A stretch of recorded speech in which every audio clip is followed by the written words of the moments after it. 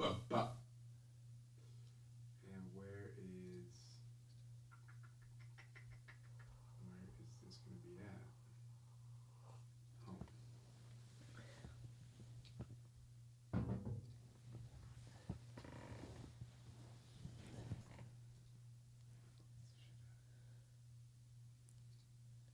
It's already going. There it is. Live stream.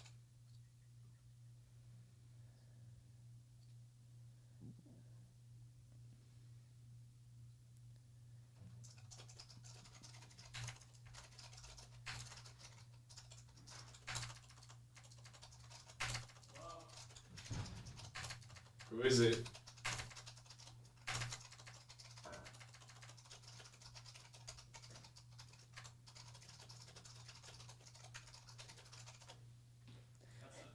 Let's get What's it. up, you bitch?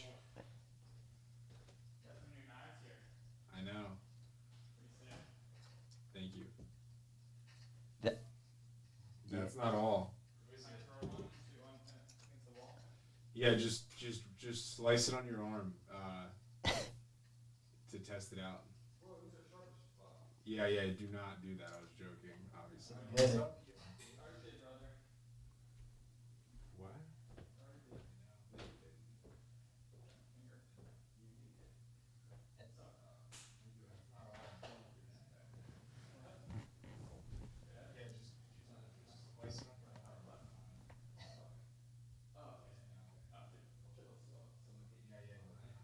Oh my god.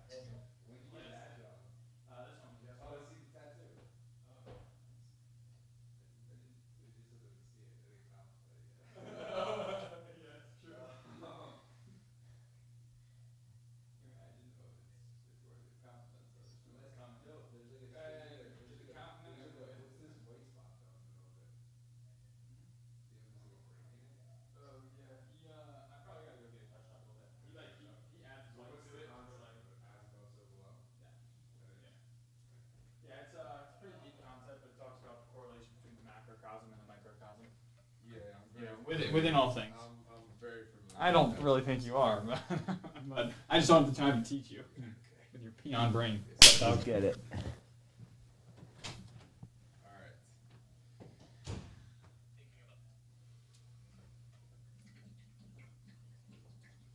What's up, everyone? About to go live. Dude, that sync is hilarious. Within all things. YouTube.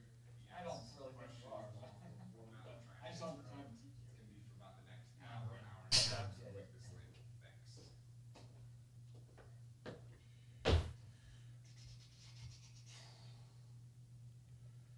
Boom.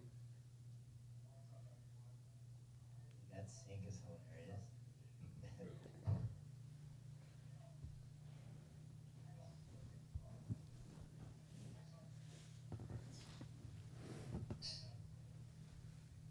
Thinking about the All right, let's fucking do this thing. I'm kind of chilly, so I'm gonna grab a sweatshirt. Grab some weight chart. Dude, I'm ready to rip this. I feel like we got some good content today.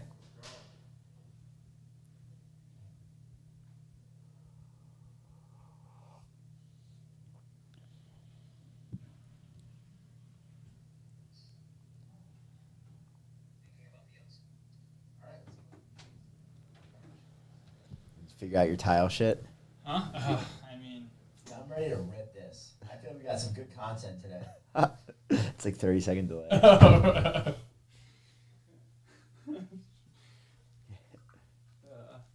Yeah, the tile thing is just a pain in the dick. I'm gonna make a quick coffee. You want one though? I just made myself one. Yeah, not bad. I really didn't plan on being late. It's like 30-second delay. Balance. So big. Yeah, I know it's comfy. Yeah, like something. Yeah, the tile thing. All right, we need to turn this off here. All right. Yeah, you are just crushing the environment with these cups. You should see what I do with fucking water bottles. Oh god. It's admirable. Piece of human shit. It's fucking admirable. 10 cases a month at least. No. Wait, why do you do that? I like to be hydrated, dog. You have a comment. Yeah, I'll buy your well. comment from you. How much you want for it? How much you willing to pay me? I'll give you $1,000. Are you fucking kidding me? For what? Such a low ball offer. Alright, well, fucking counter than me, kid. It's $5,000. What was Yeah, it? okay, $5,000 brand new 10 years ago. The technology that they have now makes that thing almost. Same exact thing. No, literally makes that almost obsolete. Literally It's the a same water exact filter. thing. It's literally just a water filter. All right, $3,000. Take it or leave it. We'll talk. All right. You can go. You can send it in, have it cleaned, refurb it. Oh my god, I would literally have to pay someone $3,000 to do that. Or I would gladly pay someone $3,000 to do that. In which case, I'll just buy a new one. So I'll give you. They're $5,000. Look, you can either sell it to me for $1,800, You know what, dude? I'm not Sell starting for with your parts. bullshit right Yeah, now. Art of the Shut deal. the fuck up. or you can Shut just the trash fuck it. up and get your fucking coffee. Do you ever use it? Do you ever shut the fuck up? Rarely. Testing. Yeah, it's good. Jesus Christ. These people, like, God, that guy's so fucking dumb. You guys hear Nico Moon's new song? I don't even know who Nico Moon is. Really? No. Just a bunch of feel good music. Oh, nice. I'll play it for you. All right. Do I look good? Yes, I do. Oh, the glasses might give me fucking. But I don't care. Are those real glasses or are they just glass? They're real. They help you see? Yeah. You never seen these before? I I've have. had these for like I fucking have. 3 years. I know, I've seen them. Just figured they're always fake. I mean, I had glasses in high school. Why the fuck would why would I? Hello. Yeah, my eyes. I guess I could have gotten LASIK. Have you thought about Oh, it? you haven't gotten LASIK yet. Oh yeah, you have LASIK, huh? Yeah. Nah, I like wearing glasses, and I don't want to wear glasses that I don't need.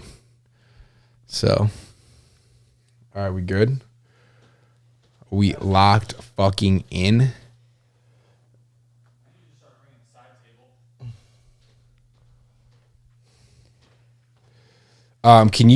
Can you up? Yeah. Thanks, bitch. What's wrong with this guy? I was looking at, dude, I love the mug. I should have got the bear mug. This one's cool. Dude, that one's cool. Yeah. I feel like that one's way cooler than mine. I just got it because we're in a recession. Which one did you get? Oh, I see what you did there. Yeah, I got like the dog one. Excuse me. Could you raise it a little bit further? What are you looking for out of this? For the lights not to be blasting my eyeballs. Okay, that's good. That's good. Thank you. You're gonna fuck the camera up. You could go down. You can get there. I believe in you. If first you don't succeed, just try again. All right, here we are. So we're not gonna talk about big dumb theoretical concepts, right? Macro. All I'm interested in What's is macro. Naval's quote? It's easier to macro bullshit than it is to Then micro it is some bullshit. micro bullshit. Luke, I think. Not my words. Can you show me this? again, too? Naval's. You see how it's like. Wait there. Why? This is the 5th time you've been here. I was going to ask you what you meant by that one, actually. Macro bullshit versus micro bullshit. Yeah. If you're very specific in like real terms, it's harder to like talk bullshit versus like when it's like big, ambiguous, big, Yeah, like theoretical. if you're an economist, it's easy to just say like random shit and no one can like check you on it. But if you're like a small business owner and you start doing stupid shit, your business goes. You know what I mean? Like, I think that's the point Naval's making. Thank you, Luke. Sorry. Also, you're an idiot.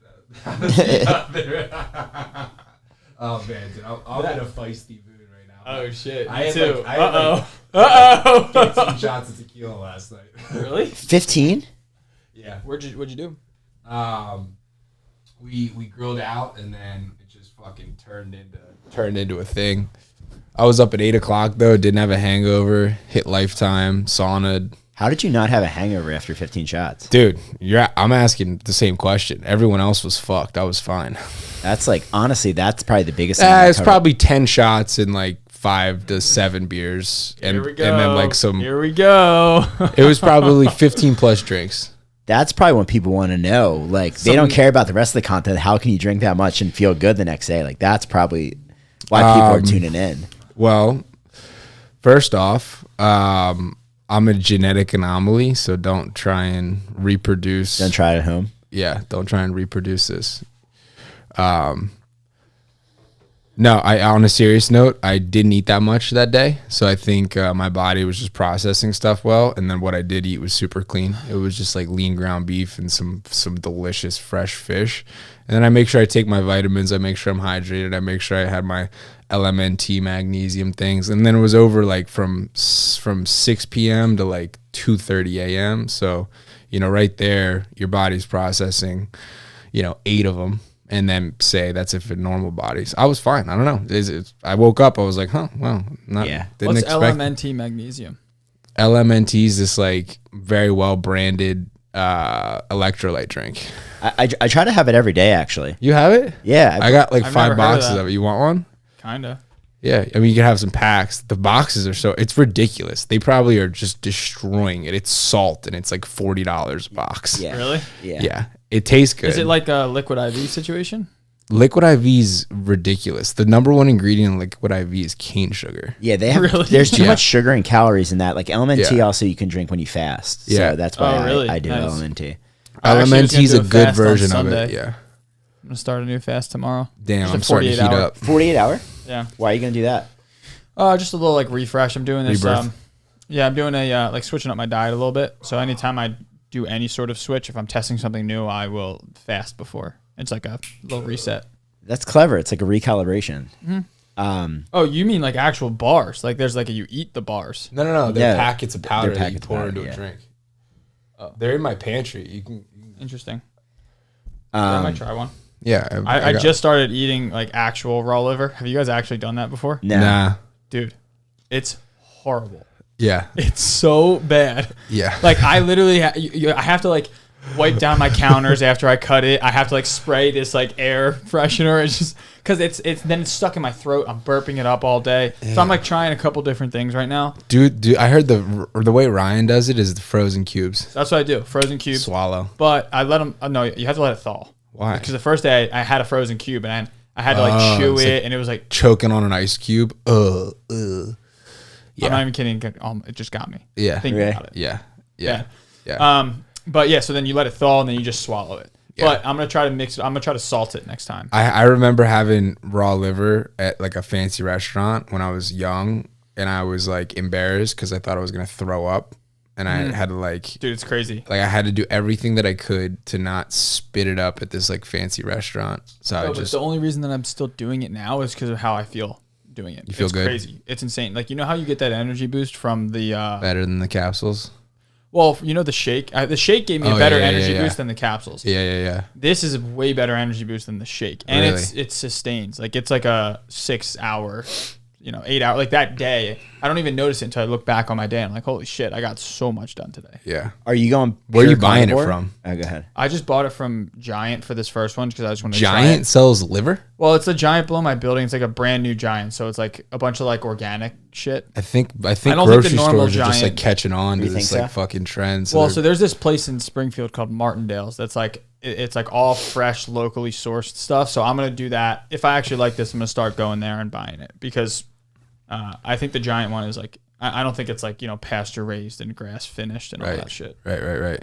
But I just wanted to test it to see if I like it, and I also think they labeled it a pound. I think they gave me like 2 pounds because Whitehead, he lives in my building, Sean Whitehead. Yeah. And he showed me how much he takes with it, and his cubes are like a third of the size of my cubes, and we both just bought a pound and cut it into 16 cubes. So I think I'm having like 3 ounces instead of 1. Nice. Um, Doesn't but fucking it's too Liver hard, King dude. say he eats like a pound a day? Yeah, but he's a nut. Yeah. Yeah. So But it's too hard to eat that much. It's just gross. Yeah. And then you're burping it up, and it's Yeah. You But- gotta be on one to do that kind of Oh, shit. dude. Even just eat it, you gotta kind of be on one. Dude, I had to like pump myself up. It's Yeah. like when you go into like a a cold bath or whatever, like Yeah. before you hop into the ice, you gotta like charge yourself up. I'm doing the same thing with the liver. We were on like an ops meeting and Ryan was like, "Oh, I think my liver just got delivered," and we're like, "Eat it, eat it, eat it." And he like cut it up and ate it in front of everybody. That's hilarious. Yeah. Yeah, Well- it's gnarly. Are you going pure carnivore? No, I am gonna try. I'm doing basically just have you ever heard of Whole30? Yes. Doing like a dirty Whole30 basically, where I am kind of sticking to like this whole foods like ancestral diet almost.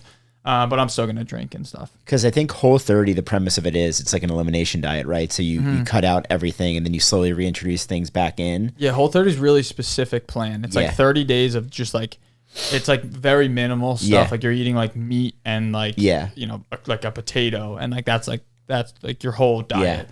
But I'm more so like loosely sticking to this framework of this like ancestral diet, which even that is like a specific thing. So I'm not really going for like a label. Like the ancestral diet is like you see what your specific ancestors ate. So, you're 100% Italian. Let's go back. Let's see what people 100 years ago in Italy were eating, and like let's just eat that. That's clever. I never thought of it like that. Yeah, it's cool. But the general premise though is like it's nothing that like has all this extra shit in it and all the preservatives Yeah. and. You know, I want to look at what I'm eating and not have to look at an ingredients label. Just look at the food and be like, okay, the ingredients are like rice and potato and steak. You know, do it like that. Yeah. Cool. Well, we sort of snuck in a weekly optimization segment up to the front, but before we get started, Focusing us. yeah, See that? Luke, do you want to talk about? We shared some in the text message, like sort of macro versus micro, and I don't think we were recording it, or we were sort of like talking outside of the microphone, but maybe just briefly, like how you're thinking about moving forward, some of the things we want to focus on. So we talk less macro, more micro. Oh yeah, I mean, Yeah. it's just for me. I think content's more valuable when it's more experiential and like pointed to like, you know, something that's reality based, very close to personal comprehension and understanding. Got it. Okay, so let's start number one. I think we'll title it Big Umbrella Conflict Resolution. I think you can take a micro. You got something to say? I'm just kidding. He's like, No, this it's like was a real duck itch. flapping its wings. Yeah, to- But yeah, no, I personally like the philosophical, out there, whimsical, because I don't necessarily need to like find answers. I enjoy the activity of like searching and exploring ideas. Okay, so yeah. but I understand what you're saying too, where you're like you want to bring it in and focus on one thing. Like, okay, let me take something from this and apply it to my life right now, and I see a change in my life. Versus I'm just kind of like, let's just like discuss ideas. But I like both. I think there's value in both. So I'll probably pull him into the esoteric. And he'll pull me back my to the selfish desire for this is to have content, you know? So, right. So it's Exactly. like, it's like, what's going to work better for me? Is it like some stuff that like sounds good, but is like not, what do they say? It's like, until you're like very, very, understood and known as a certain person, avoid platitudes. So like avoid generalizations, huge concepts, lofty ideas. Because it's hard for someone to like latch onto you and be engaged versus like, this thing happened to me this week, this is what then happened. That's much more like, I can learn about this person now. So that's where that comes from. I like philosophical conversations and like, you know, bullshitting as well. Cool. So let's do this then for And top- not in a bad way. Like I'm not like bullshit. understand. You know, we used to fucking get high in high school and like talk about ridiculous things. Like that's fun. Yeah. But That's not what I'm talking about, but yeah. So well, I mean, it's on the same vein, dude. Come on, Yeah, like let's get high and talk exploratory thoughts and universe. concepts and ideas. And No, for sure. Yeah. I mean, but I get what you're saying where you want to bring it back down to earth. I think the push and pull is good. So Yeah. I didn't have much to say on that. So Yeah. speaking of push and pull, so a lot of content from the All In Summit that we haven't had a chance to talk about since it's been a few weeks.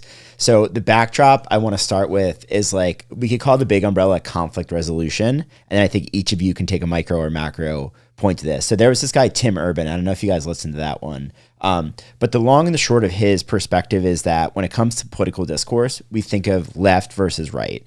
What he mentioned is there's another dimension, which he calls high rung and low rung. And his point is you should worry less about people that agree with you ideologically, like Yeggs, if you and I are both like on the right or on the left, and more around people who are intellectually consistent, which is to say, hey, I might be on the right and you might be on the left, but we both sort of agree, like we can call out our own team when they do something that's inconsistent. So the two things he mentioned, and well, Luke, we'll bring this back to micro. No. Yeah. Well, no, because I think it's good though. The two things he mentioned was like, hey, people under Obama were complaining about the deficit, but then under Trump, the Republicans, when there was a tax cut, they didn't say anything. And then the example he used for the left is like people were saying, hey, don't gather. And then with the protest, they were like, oh no, it's okay to gather for this specific. So his point was you should identify with people that may disagree with you ideologically, but that are intellectually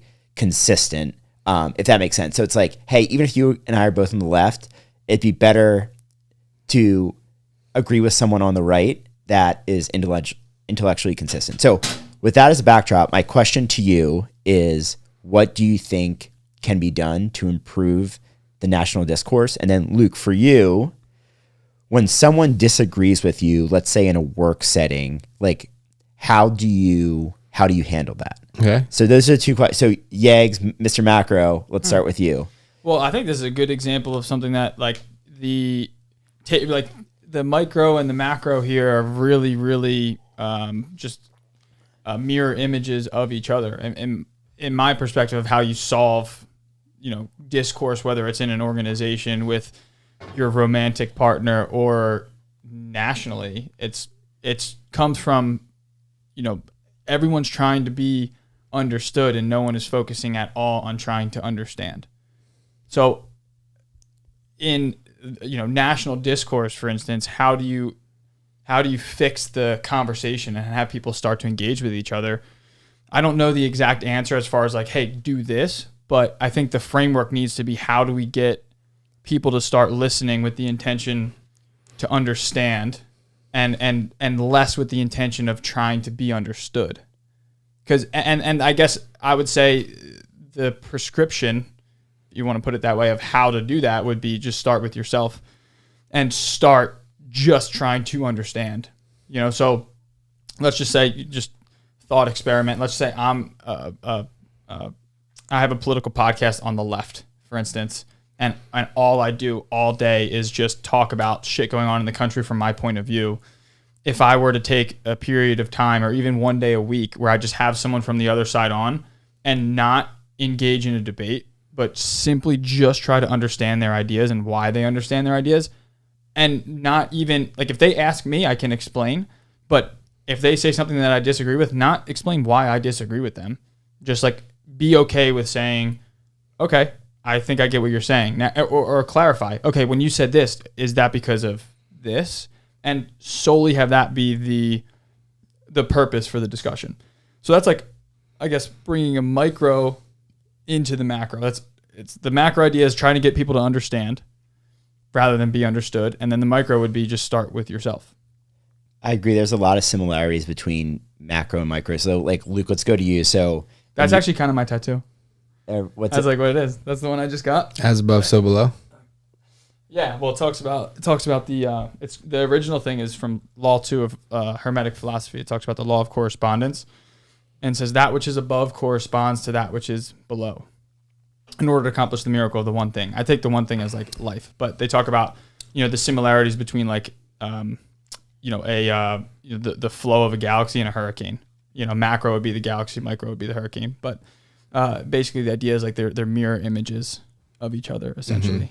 Where like the Fibonacci sequence in a lily and how it the ratio at which the petals expand from the center, and the Fibonacci sequence, the same exact sequence of numbers being the same ratio with how the spirals of a galaxy expand from the center. The micro versus the macro. Got it. So, no, that's pretty cool. Maybe there's a beautiful concept. A different segment on that. So, no, because I have nothing. I can't really wrap my head around. I can't really wrap my head around. Yeah. So, like, Luke, for you, let's say, how to solve national discourse. No. Well, even I have the answer. It's not theoretical either. Okay, go ahead. Tell me. Okay, you make contact with aliens and smoke laser hookahs with perspective enhancing alien pheromones in them. I don't even know that. Go ahead, you take that one. Just unleash a cloud of it so the whole world's perspective gets blown open, which is basically the same thing. First of all, if aliens attacked us, the discourse would be boom, world peace. if we got attacked from another planet, Yeah. immediately, boom. Yeah, probably. So I was actually listening to a guy the other day. Whoa, that was like, whoa! I'm not done. Come on. Let's talk about this real- No, I 1 want. second. That was a joke answer. I know, but this is like All right, going off fine. what you just said. Fucking fine. Is he was just saying that the one good thing about like the day after 9/11, he remembers that everyone was united because we Right. had like an outside threat. I think it's just interesting how that Big outside conscious threat, interrupt. Yeah. when you don't have something like a clear enemy or whatever, you start naturally infighting. Yeah. If you get a large enough group of humans. Yeah. together.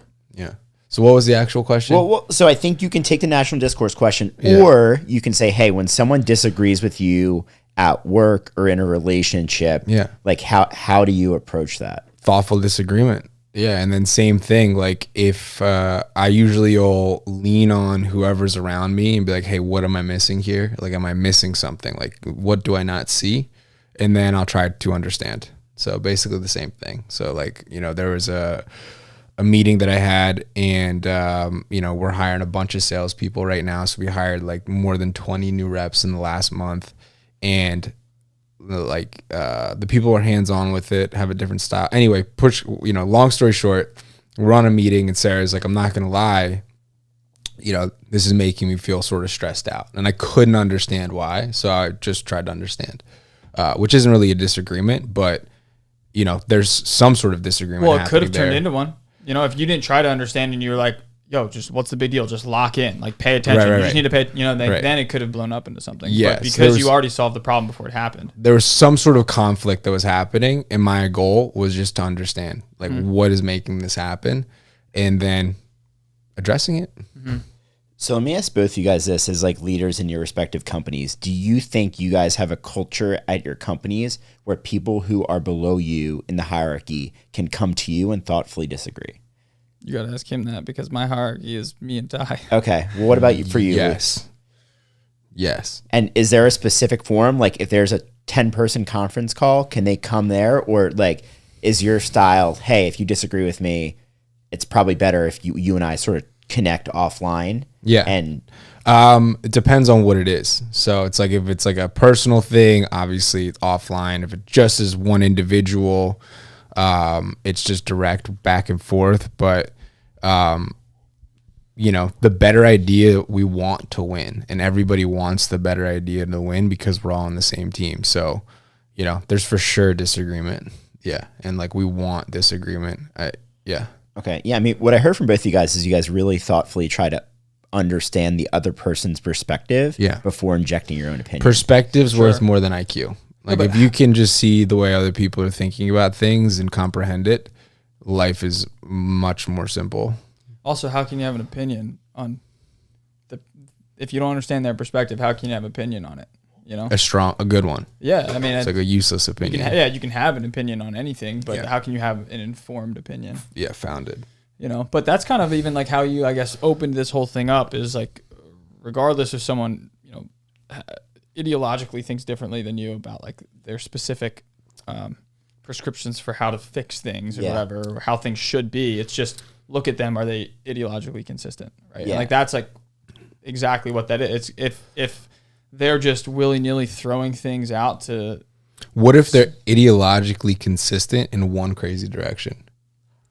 I think so. To me, it's okay. Again, using the two examples Tim Urban used.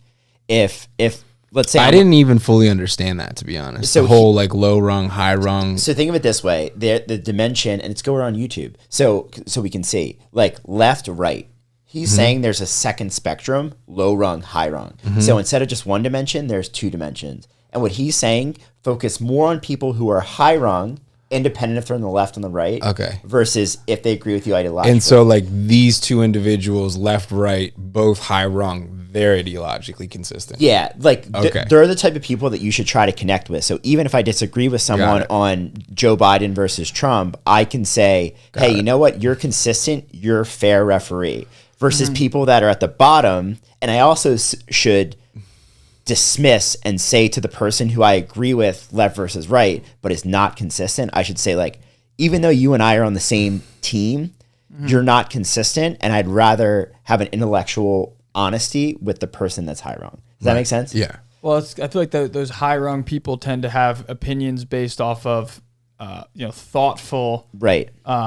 views of society that have formed like their fundamental views Yeah. of the world, right? Whereas the bottom rung people are like, oh, I'm on this team. What's my party line? What Right. should I say? Right. So that's the difference. One's thoughtful, one's not. Yeah. I think I mentioned this before. Naval says if all of your views fit into a nice little box, Democrat, Republican, conservative, progressive, you're not an individual thinker. Your views Yeah. are socialized. And I think I mentioned that on the podcast before. So, Or you at least need to like check yourself. Like if you organically came to the like those individual positions, that's one thing. But if you're like you agree with 80% of what one box is and you mold the other 20% so that you can fit in a box, then Yeah. probably not the best strategy. Yeah.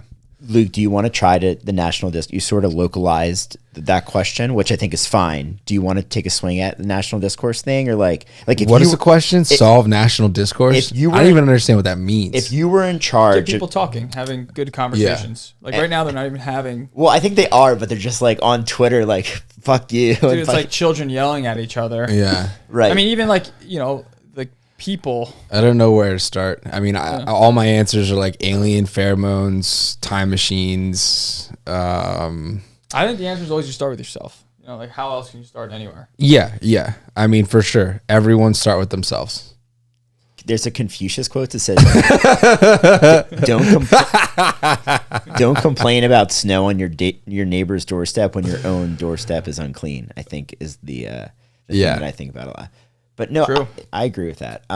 Yeah, but then it's like, okay, so how do you actually get every individual in the world to take personal accountability? So that's where I'm like, okay, interesting. I guess, yeah, it's just you just start with yourself. I mean, you start with yourself, the people that you're around, try and have impact there. It's not going to solve national discourse, but it but at it least can, moves it like- in the right direction. It can also solve your immediate world. Yeah. Like all of us probably have 50 people. I don't in have our that much lives. discourse in my immediate world. I mean, you have people that you communicate with. There's not that much discourse.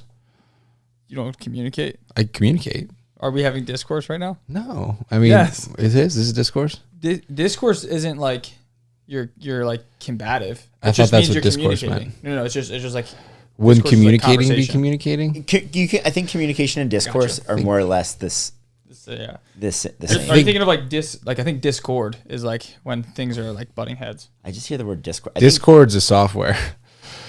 Okay. Well, Yeah, Discord. just written or spoken communication. Oh, whoa! I didn't know that. Okay, Yeah, it's just conversations. got it. But Miller's It is basically Discord. starting with the In premise. Discord, find harmony or whatever. Yeah, I That think adds Discord is language, like yeah. when shit's chaotic. Fucked up. Yeah, But right now, basically, Miller's saying the discourse is in Discord. yeah. Like the discourse is chaotic and it's not productive. Like, and no- you're saying, how do you fix that? Okay, I thought you meant the software Discord again. No. All right, Let's move on. Let's move on to the next. So I wanted to talk to you guys about stress. Like even I'm pretty good with stress, and people know me. Like work has been more stressful for me recently. So I want to ask you guys like 3 questions. 1, what are the types of things in your life, can be personal or professional, that cause you stress? 2, how do you deal with it? And then 3, and we can take this one by one. Like, do you find that stress permeates into other parts of your life? Like, so are you more short with your family members or your relationships, or do you feel like you're like eating worse? So let's take it one at a time. So when you think about stress, maybe look over the past month, past 3 months, what are the flavors of things that cause you stress, whether it's professional or personal? Luke, you want to start with you? We Sure. want to start with Jaeger, and he takes the mic for 12 All right. minutes. So, relationships, personal and intimate relationships, can sometimes be stressful if, like, you know, the dynamic is shifting in any way, shape, or form. The way I handle that is by open communication and then pretty much solving it. I think it's only stressful when you're not addressing the situation. So like relationships can be stressful if there's a problem or some sort of like, you know, miscommunication that's not being addressed. So once you address it, the stress goes away, at least for me. So that's one. Another is like legal stuff and paperwork and mail, tax related things, lawyer stuff, administrative work. I fucking hate that shit. And how do I handle it?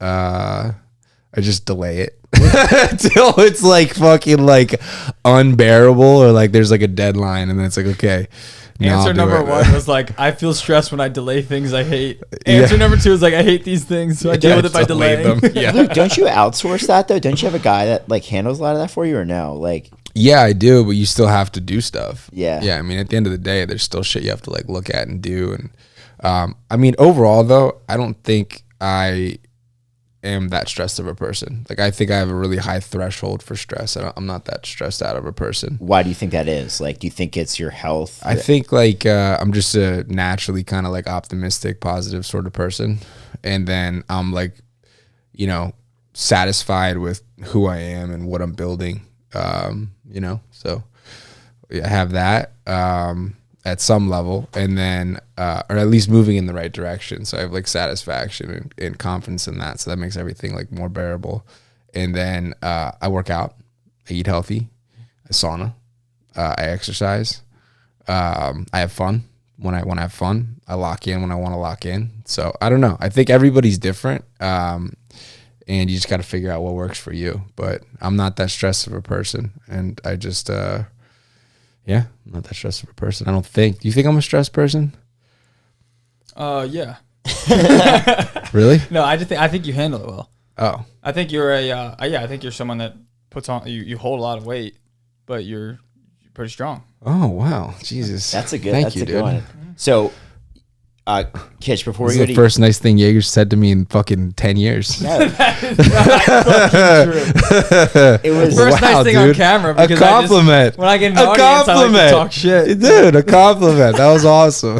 it was a figure of speech. It wasn't That was a direct ama- compliment. dude, It that a was figure- amazing. I'll take it. I'll So- take what I can get. Luke, what would your advice be then, like for people that are maybe dealing with stress, whether it's work related, relationship related, and maybe that's like maybe Start taking control of it. What's giving you stress, and then take control of it. So if it's a relationship issue, address it. If it's the paperwork, like it goes away once you address it. You know, it's like I have a bunch of shit right now.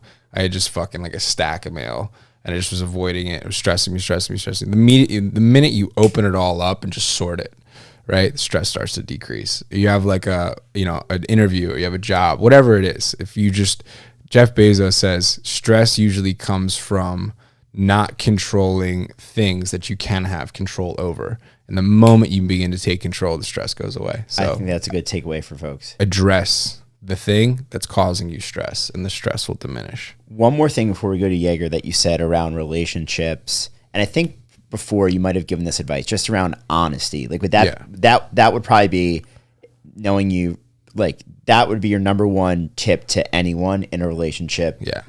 Just be honest at all. Yeah. And that's sort of a model. And thing life too, in right? general. Yeah. Yeah. Be blatantly honest, and then particularly when it's very uncomfortable to be honest. Like that's when you need to be more honest. Yeah. All right. Yeah. Because let's go to you. So types of things that past month, past 3 months, past 6 months that have caused you stress.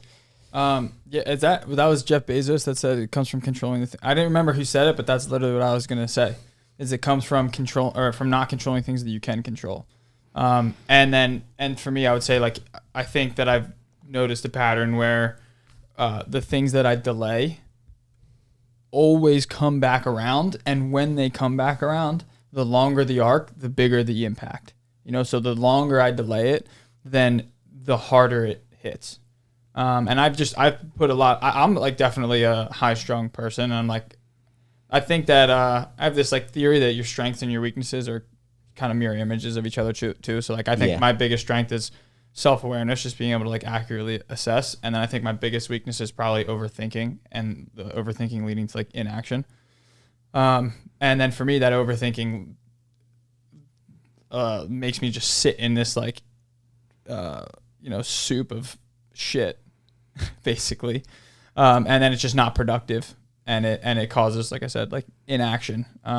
But so how I deal I'm with getting it, stressed out just listening to this. well, yeah, I mean, I do. I'm like always fucking thinking. My mind is like always working. Let's address this with him. I feel like we can have some control over this. Do you think we can help? Well, let's see how we I handle. feel pretty good about it, to be honest. Well, with you. let's see how he handles his stress, and then like You just said you're in this soupy shit thing that feels like shit. No, I said that's at my worst. Okay. At my worst, like overthinking takes over, and it turns into this soupy shit that I sit in. Got it. I need like a What notepad. That's was like the most what was stress. the thing that you were like, it has the most like impact when you delay it? So even if it's delayed, isn't the impact felt before the point of addressing the thing? So like, say like you have a bunch of paperwork or something, and I mean, obviously, like if you never filed it on time, like that would not be good. So that's what you're saying. But it's like, what if you waited but you still filed it on time? Would the impact would have been felt before the moment of I mean, addressing? if you file it on time, then you're not late. Okay. know? So that like for me, like that's how it's like up to the point, and then it's like, okay, the point's here now. Like we have to get it done. I think like I'm more thinking of things that like I just know I need to do for the business, that not doing it is hurting my business, and I'm just like constantly putting, and like it's something that I could do. But right then now, that I once know you I need to do address right it, now. Yeah, it's done. But the longer that you wait, the harder it is on you, the more that it tends to weigh. Like as you're Right. going through life without doing this thing, it just picks up weight. yeah, but You know? due to not addressing it, and then once you address right. it, the impact is And gone. it's done. It's done. Yeah. Yeah. Yeah. For sure. Yeah. But it's it's been heavier during the interim. Right. Like it continuously gets heavier. Right. If I'm thinking about The it longer today you delay. versus I'm thinking about next week, that is higher probability of bringing me into the soupy shit Right. next week. And then Right, next right. month it's even higher probability because Right, it's right, just right. heavier. Right. How do you guys track your to-do list? Like almost like your backlog of things to do, and then is there like a daily or weekly planning that you guys do? And then I want to keep going around down the stress thread, but like let's start with that question because I think that's actually the listeners. I think will find that the viewers. The lists.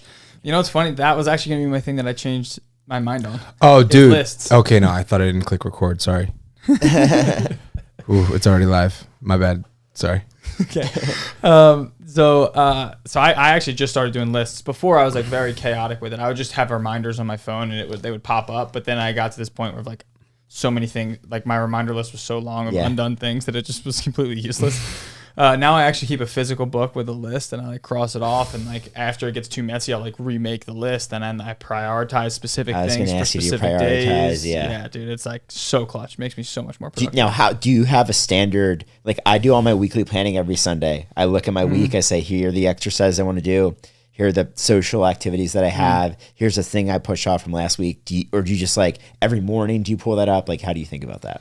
I mean, I have like a morning and night routine. Yeah. Like every morning and every night, I pretty much stick like, I miss some here and there, but I pretty much am I'm dialed into these routines. And part of the nightly routine is taking stock of like all the things that I crossed off the list that day and like the things that I wish I could have gotten to. Yeah. And then that becomes priority for the list tomorrow. So like I'm making tomorrow's list at the end of the day, and then in the morning I wake up and one of the things is I look at the list. You hit the ground running. I mean, honestly, after the reading and stuff. You know, like I wake up and I like do some reading and some meditation and all that shit. But after that, then like the first thing of like work that I do is I look at my list. What about you, Luke? Do you have like a list, and how often do you revisit it? It's like I'm like, once again, it's like more of like a phase thing. So like I'm planning on going into another very rigid phase, but like I said, like earlier this week, I I smoked weed all day for like 4 days straight, and then I like drank like 3 times. So the last couple of weeks, like no, there's been none of that. And the shit that I'm working on right now is like blatant and apparent enough and like macro enough where it's like I don't not know what I need to do, and I don't need to write something down to know what I need to do because it's just stressful enough to because it's heavy enough. Yeah, it's heavy enough and obvious enough that I don't need to remind. But like for sure, not fully optimized.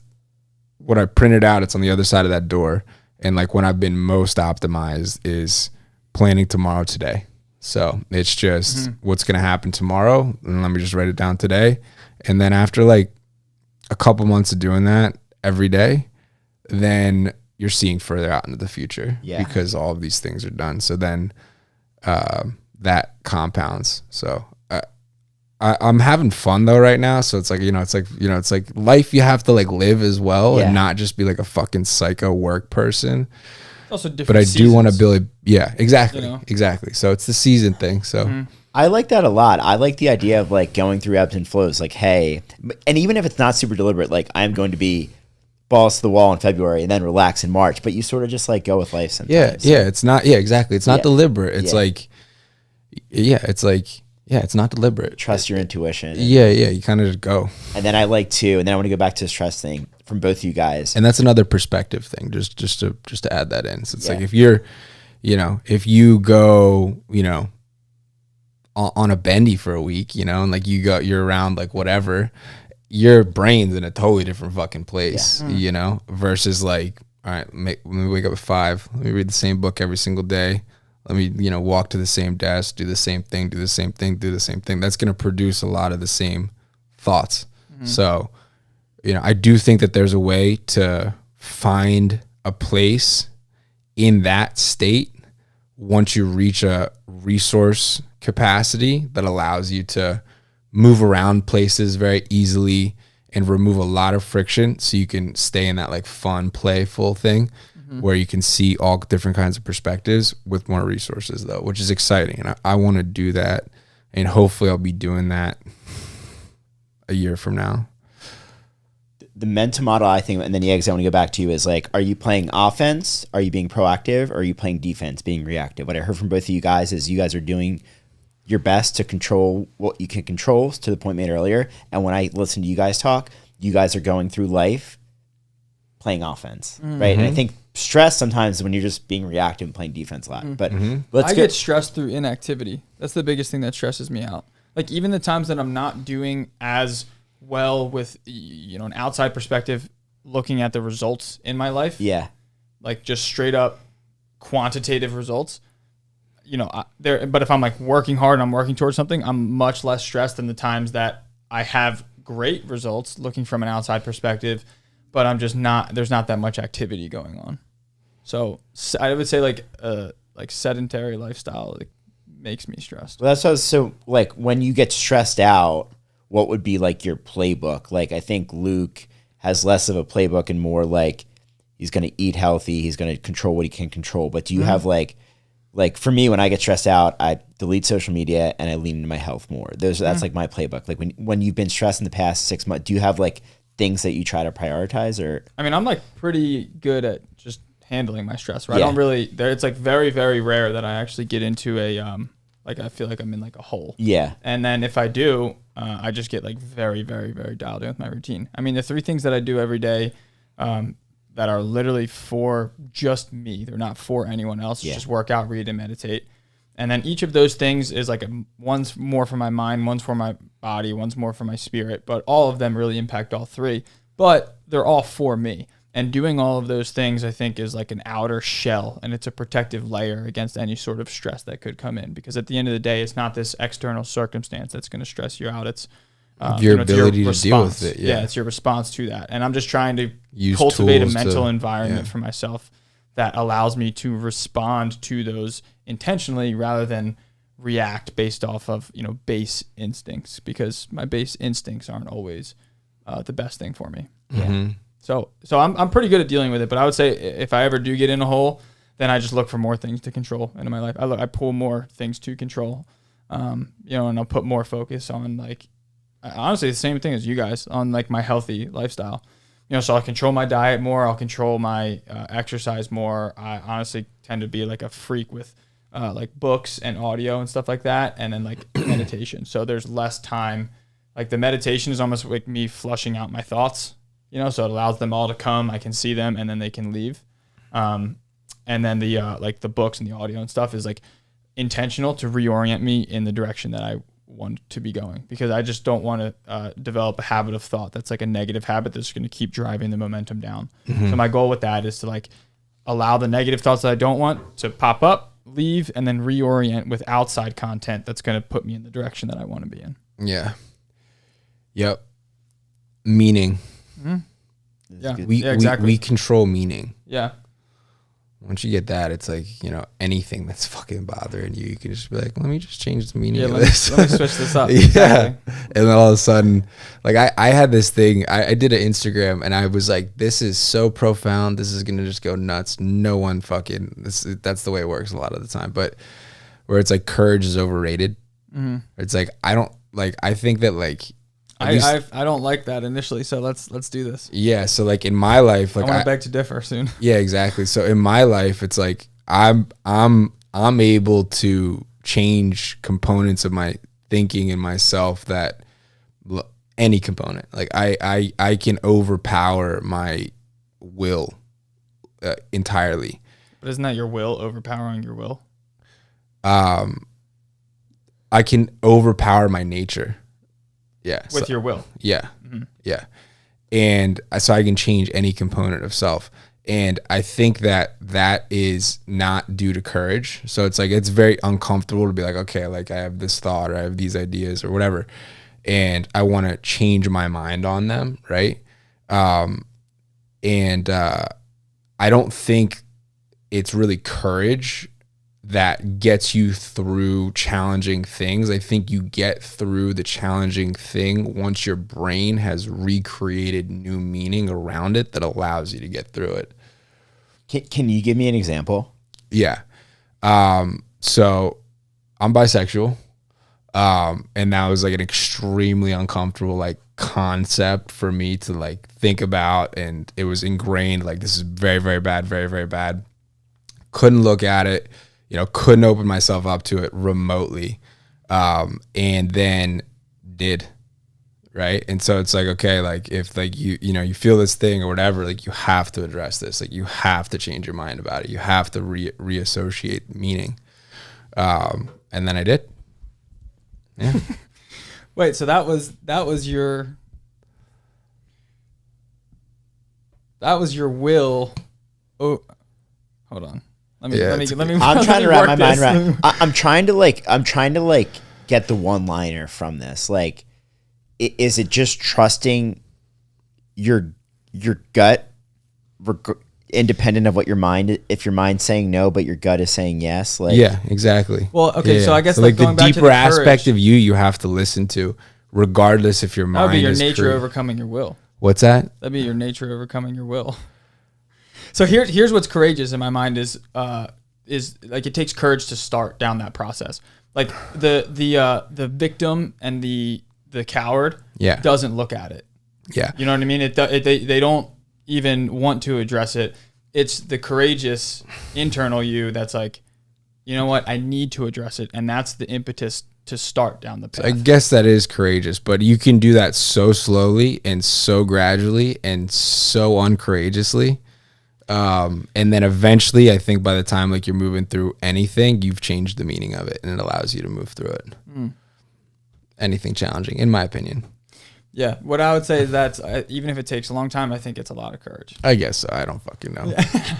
Might be semantics at that point. Yeah. But The nature and the will thing is kind of confusing me though. I'm still kind yeah, of that wait a pretzel minute. you up. No, I think It did. Jaeger's just trying to throw like he's No, not no, being that- helpful. He's like, No, I'm trying to. I'm trying to understand like which one's my nature and trying which to push one's my against will. that belief a Yeah, little yeah. bit because I think the will is taking you away from it and the nature's bringing you to it. At least that's how I understand it when other people talk about that specific topic. You know what I mean?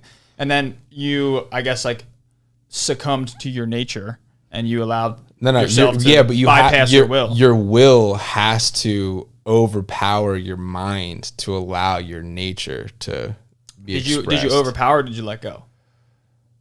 Was it more effort or less? Like something like that. I think of it like less effort. Because you lot stopped, of effort. You stopped, no, but you massive stopped amounts spending- of effort. Yeah, but Like, you were spending so much effort tremendous pushing effort. away. Tremendous effort. But you're spending effort pushing away. No, pushing towards.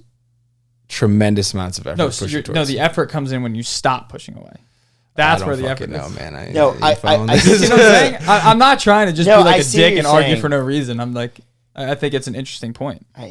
yeah, I'm trying to like, I'm gonna have to re-listen to this and try to like. I see what I think I understand what you're saying, but I'm having a tough time articulating it back to you. Yeah. But I see both. I see both things, nature and will and nature. And, it's like, I look at it like, This is very macro and esoteric. it's like, is authenticity a good word, Luke, or no? Like trusting your authentic self, or no? Do you think that's not? yeah, for sure. I mean, you got to do that. Yeah. Yeah. But do you think For that's sure. related to this, or no? Do you think it's different? Like I'm trying to use words that I'm trying to use like almost Navalisms, and maybe that's outside of like what Naval has addressed. Like, Let's get him on the line. Let's call him. Yeah, we got him, dude. He's got Naval's encyclopedia he's definitely a listener. in his brain. Yeah, one of the 3 today.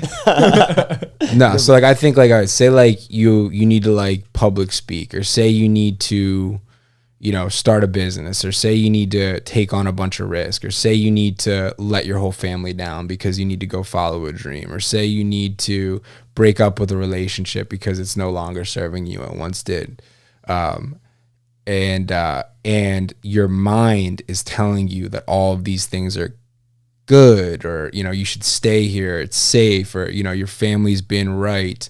And those concepts have a lot of weight, at least if you operate, I think, with a high level of conviction in your life. Then those constructs, and then like integrity, they build up your ability to stand on your opinions stronger, right? So like if you're that kind of person, which I have been my entire life, and you and then say anybody, right?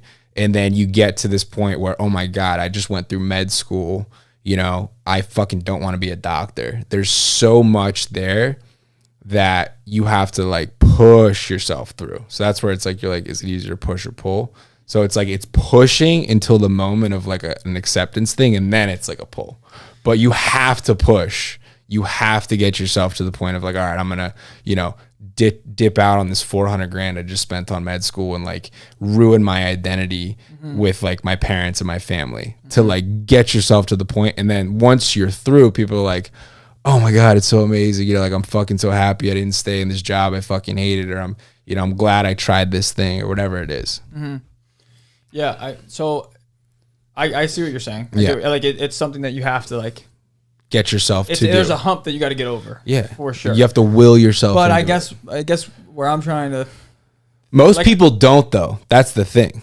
I feel like the effort comes in asking those questions and like starting down that process. But for me, in those times where like I knew I needed to do something that I didn't want to do, Yeah.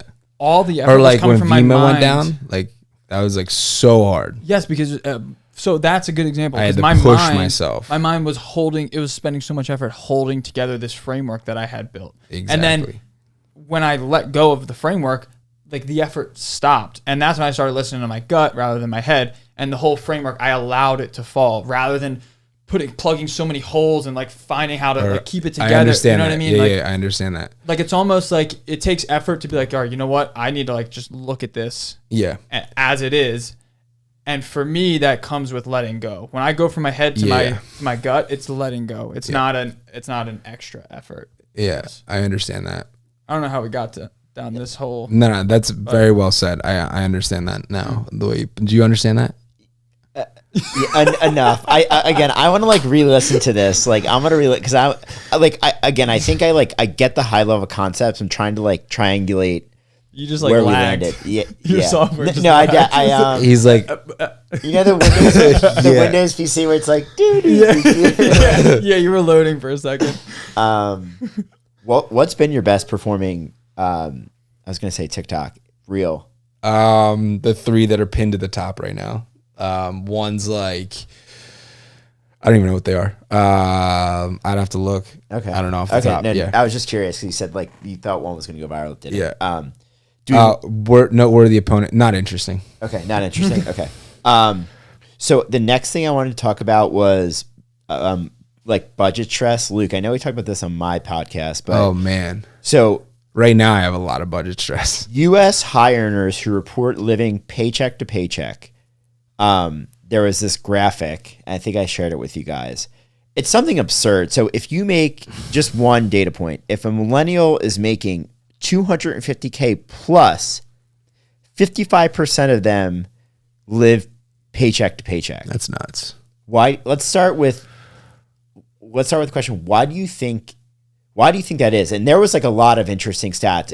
That was like boomer, millennial. We're pros in this. We can right? tell you exactly why this is. Yeah, been through it.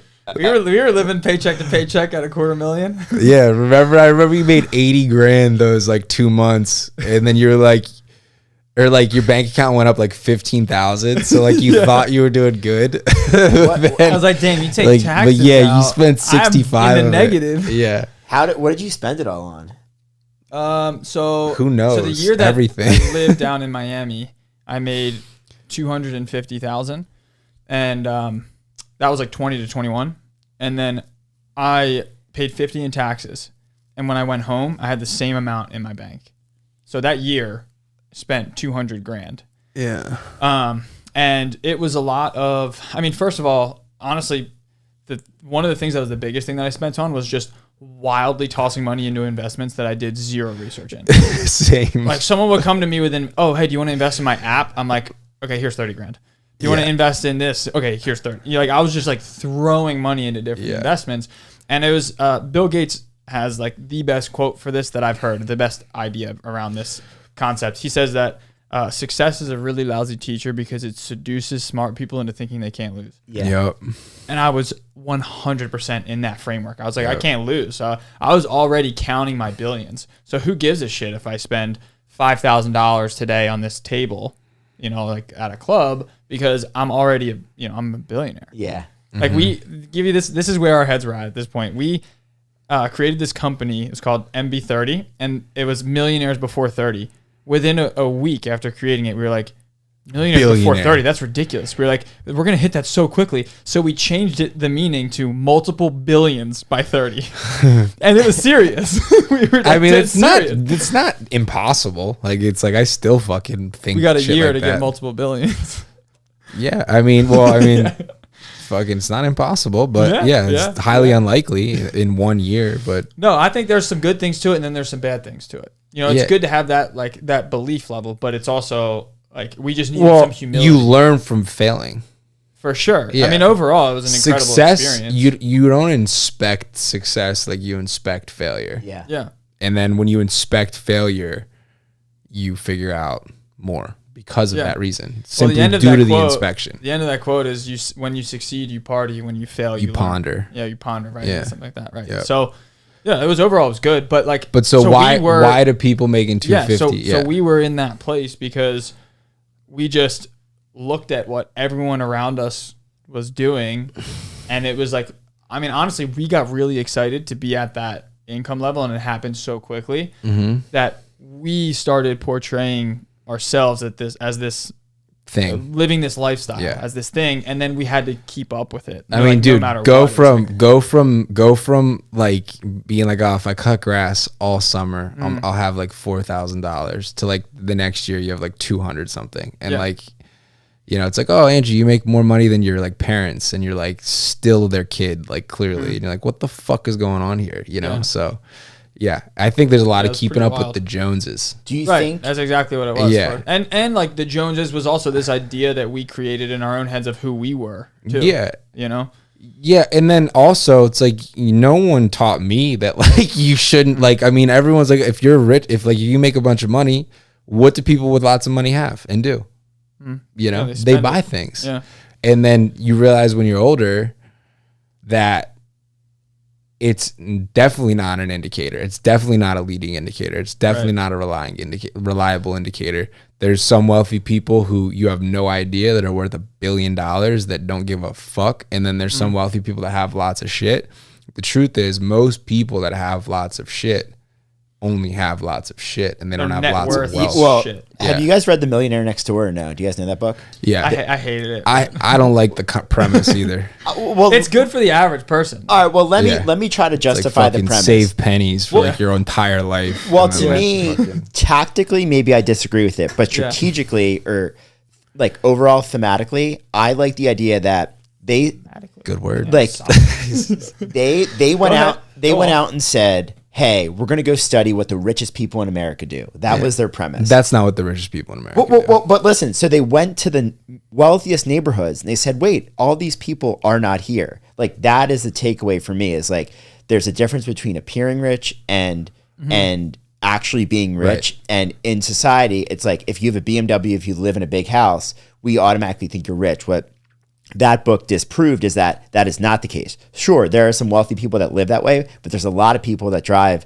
a Honda Civic, live in a modest house, wear modest clothes that have more money than God. So that to me was the takeaway is like perception is not always reality. And what I always think about is like, would I rather be rich or would I rather appear rich? And I don't think they're mutually exclusive. I still like nice things, but like when I'm older, would I rather have a lot of money or like pretend to have a lot of money, you know? Well, Yeah, there's a balance you have to strike and you have to find, and you have to like now, or like, so it's like, you know, you buy things and you have to just like ask yourself, like, why am I actually buying this? And then, you know, you got to make some sort of rules, you know, it's like if you, so it's like, say you're making $10 million a year, Yeah. right? If you're making $10 million a year and you're spending one, you're going to have a ton of ridiculously nice shit, but you're still, you know, say 10 after tax. So, Yeah. so you're spending 10% of your after tax income.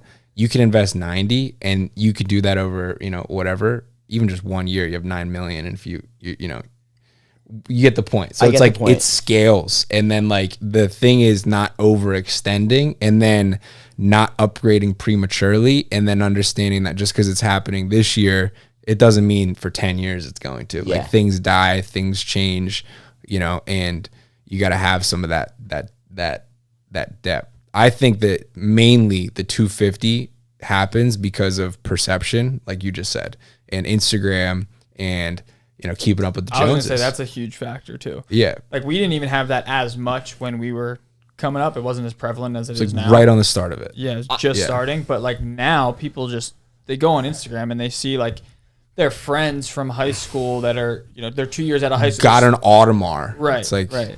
I which know what that is. ended up being a good investment. Like, Yeah, I'm like, right. I know, fuck, I why wish didn't I I did. buy one of those? I know. I almost bought it. I had like 180 grand in my bank or something. And I was in Singapore and I was like, I might buy this $115,000 Audemars.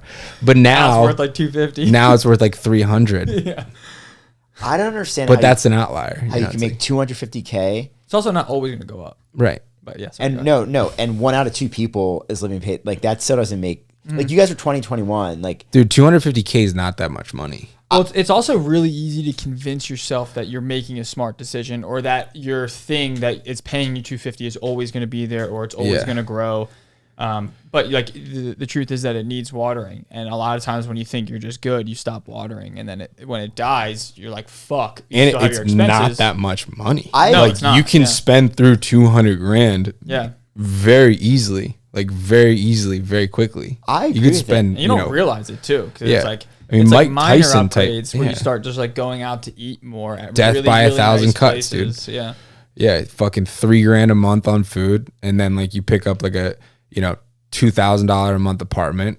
And then like you buy like a couple nice things and you have like a decent car, your money's gone. Like 250, if you're an employee, you're really getting 160 on that. And that math right there brought you up to like 140 or like 10 a month. Boom, your money's gone. You know, so that's what happens with people.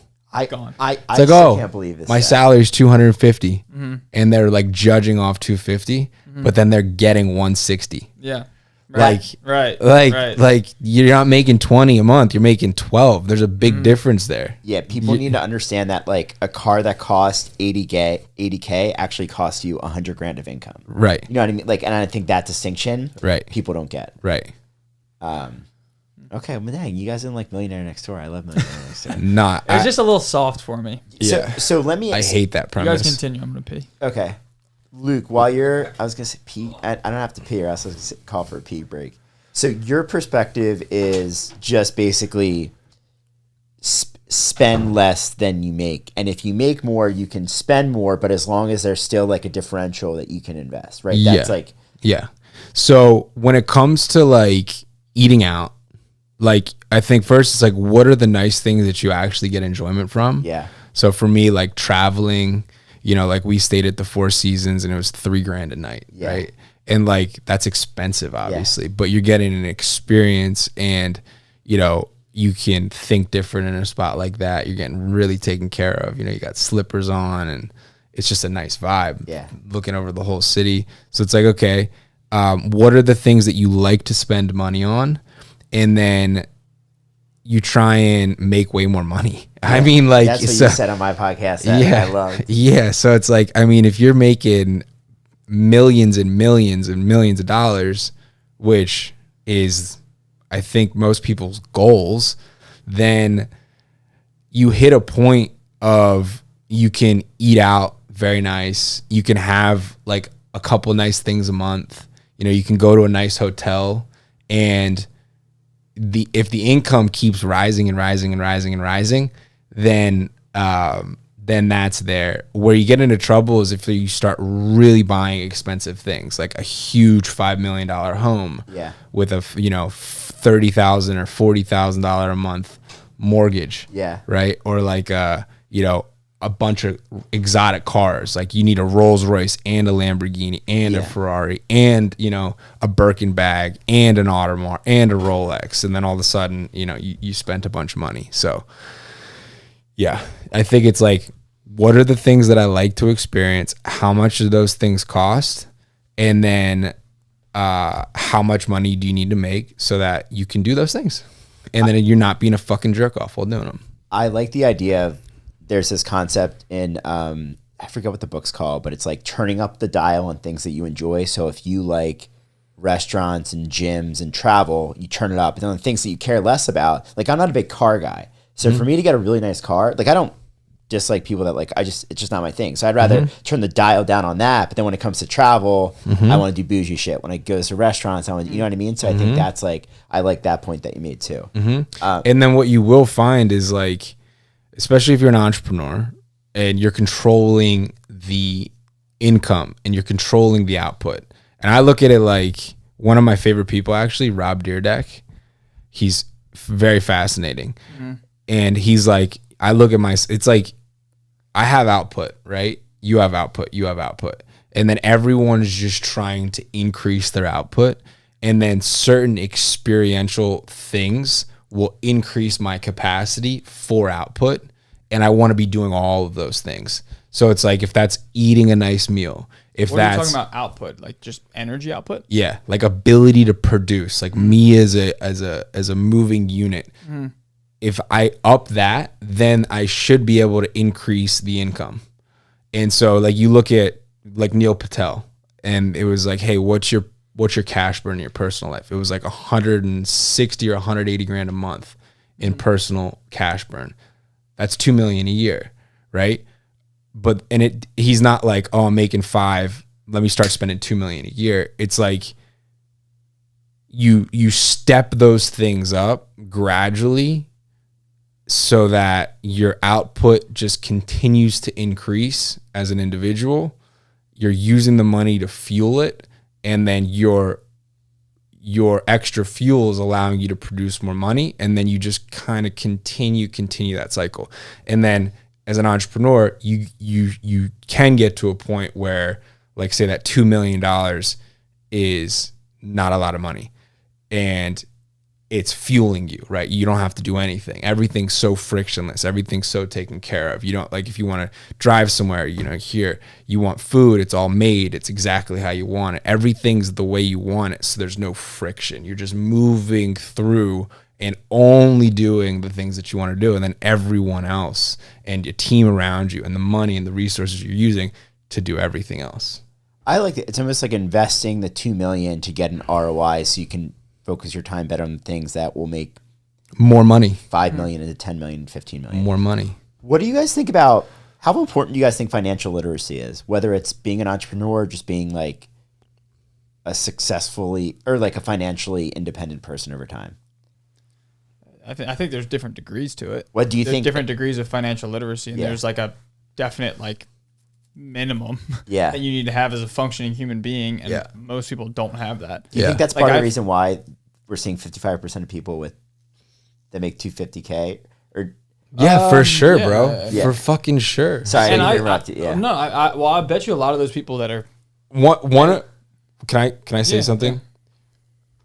One of the go ahead actually, because it's totally unrelated. I was just gonna say, I bet a lot of those people that are living paycheck to paycheck at 250 are spending a lot of their money on things that suck energy out for them. Like you said, that they don't provide them with fuel to allow them a greater capacity for larger output. Because that's like my first time making money. That's exactly what I did. I was spending on things that like actually took energy away from Yeah. me. Like designer clothes, for Yeah. instance. Like now I realize I just like clothes that fit well. Yeah. I don't. okay. It doesn't matter to me like what brand it is, like genuinely, like at all. Yeah. And then so like buying some of this stuff would actually like weigh a little bit heavier on me, and then I'm wearing this like super expensive thing, and I'm like worried about like getting stuff on it. Yeah. You know.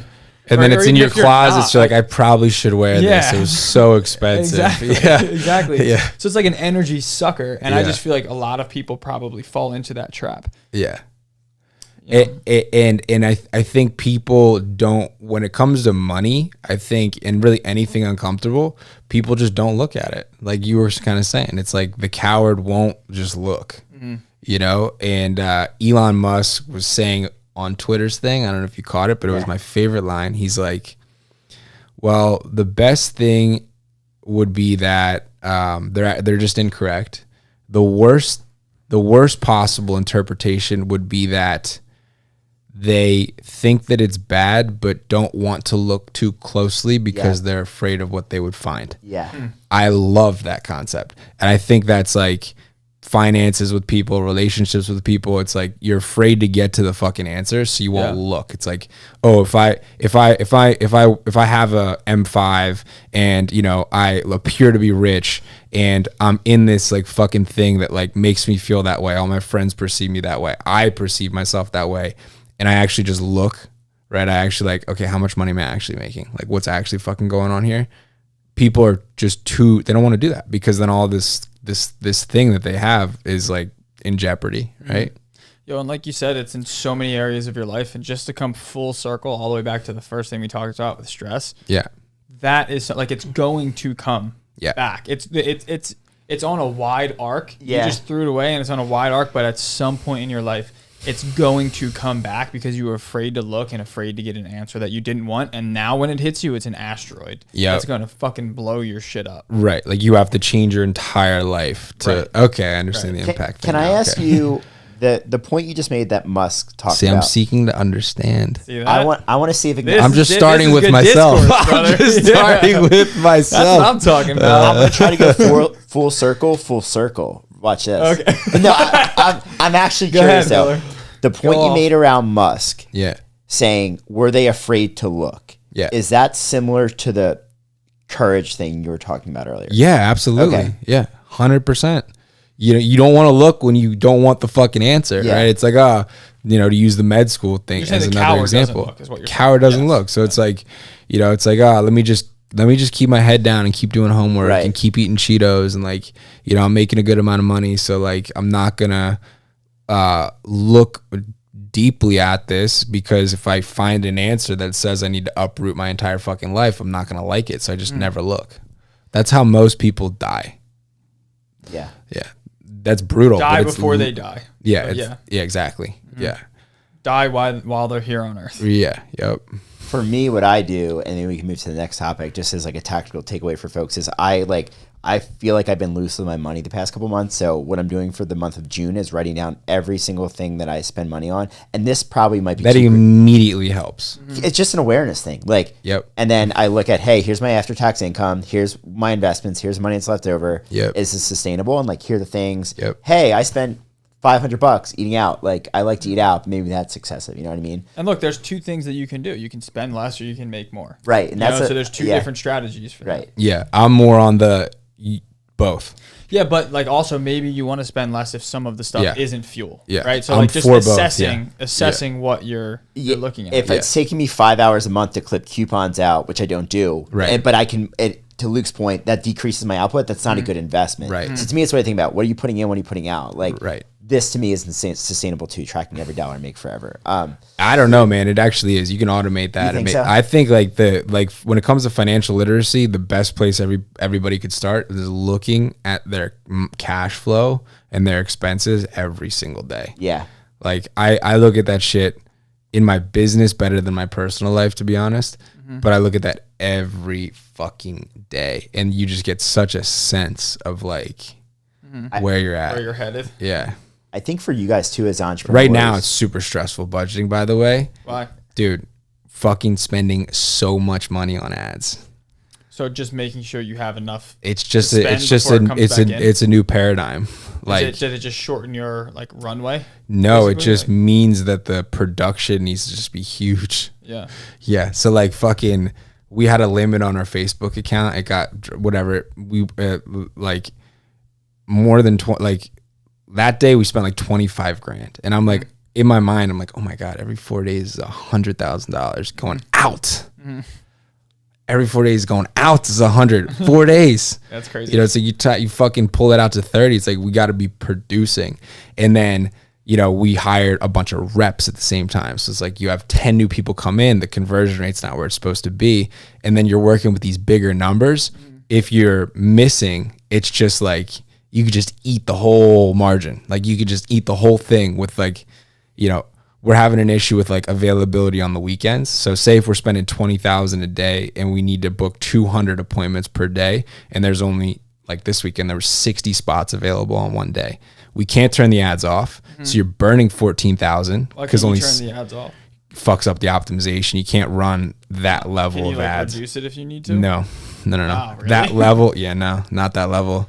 It's like Mark's like, fuck around and find out. Just No, turn no, it no. on, can't go off. AI. Like it's like Oh, really? yeah, it's like a slow thing. It like figures out where it's at, figures out how to spend it. We have all these different like bid caps and strategies that all, you know, pull up to how much you're spending overall. But anyway, so you're losing 14,000 just immediately because you can't turn it off.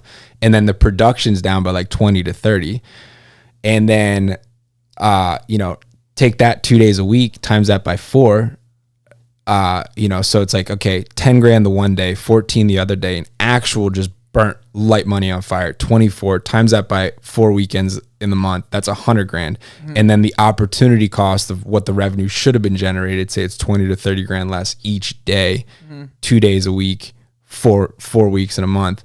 That's another 20 to 30, you know, 40, 160. So now all of a sudden you're at, you know, $300,000 less just because of this little thing. So So what do? You just hire more people on the weekends?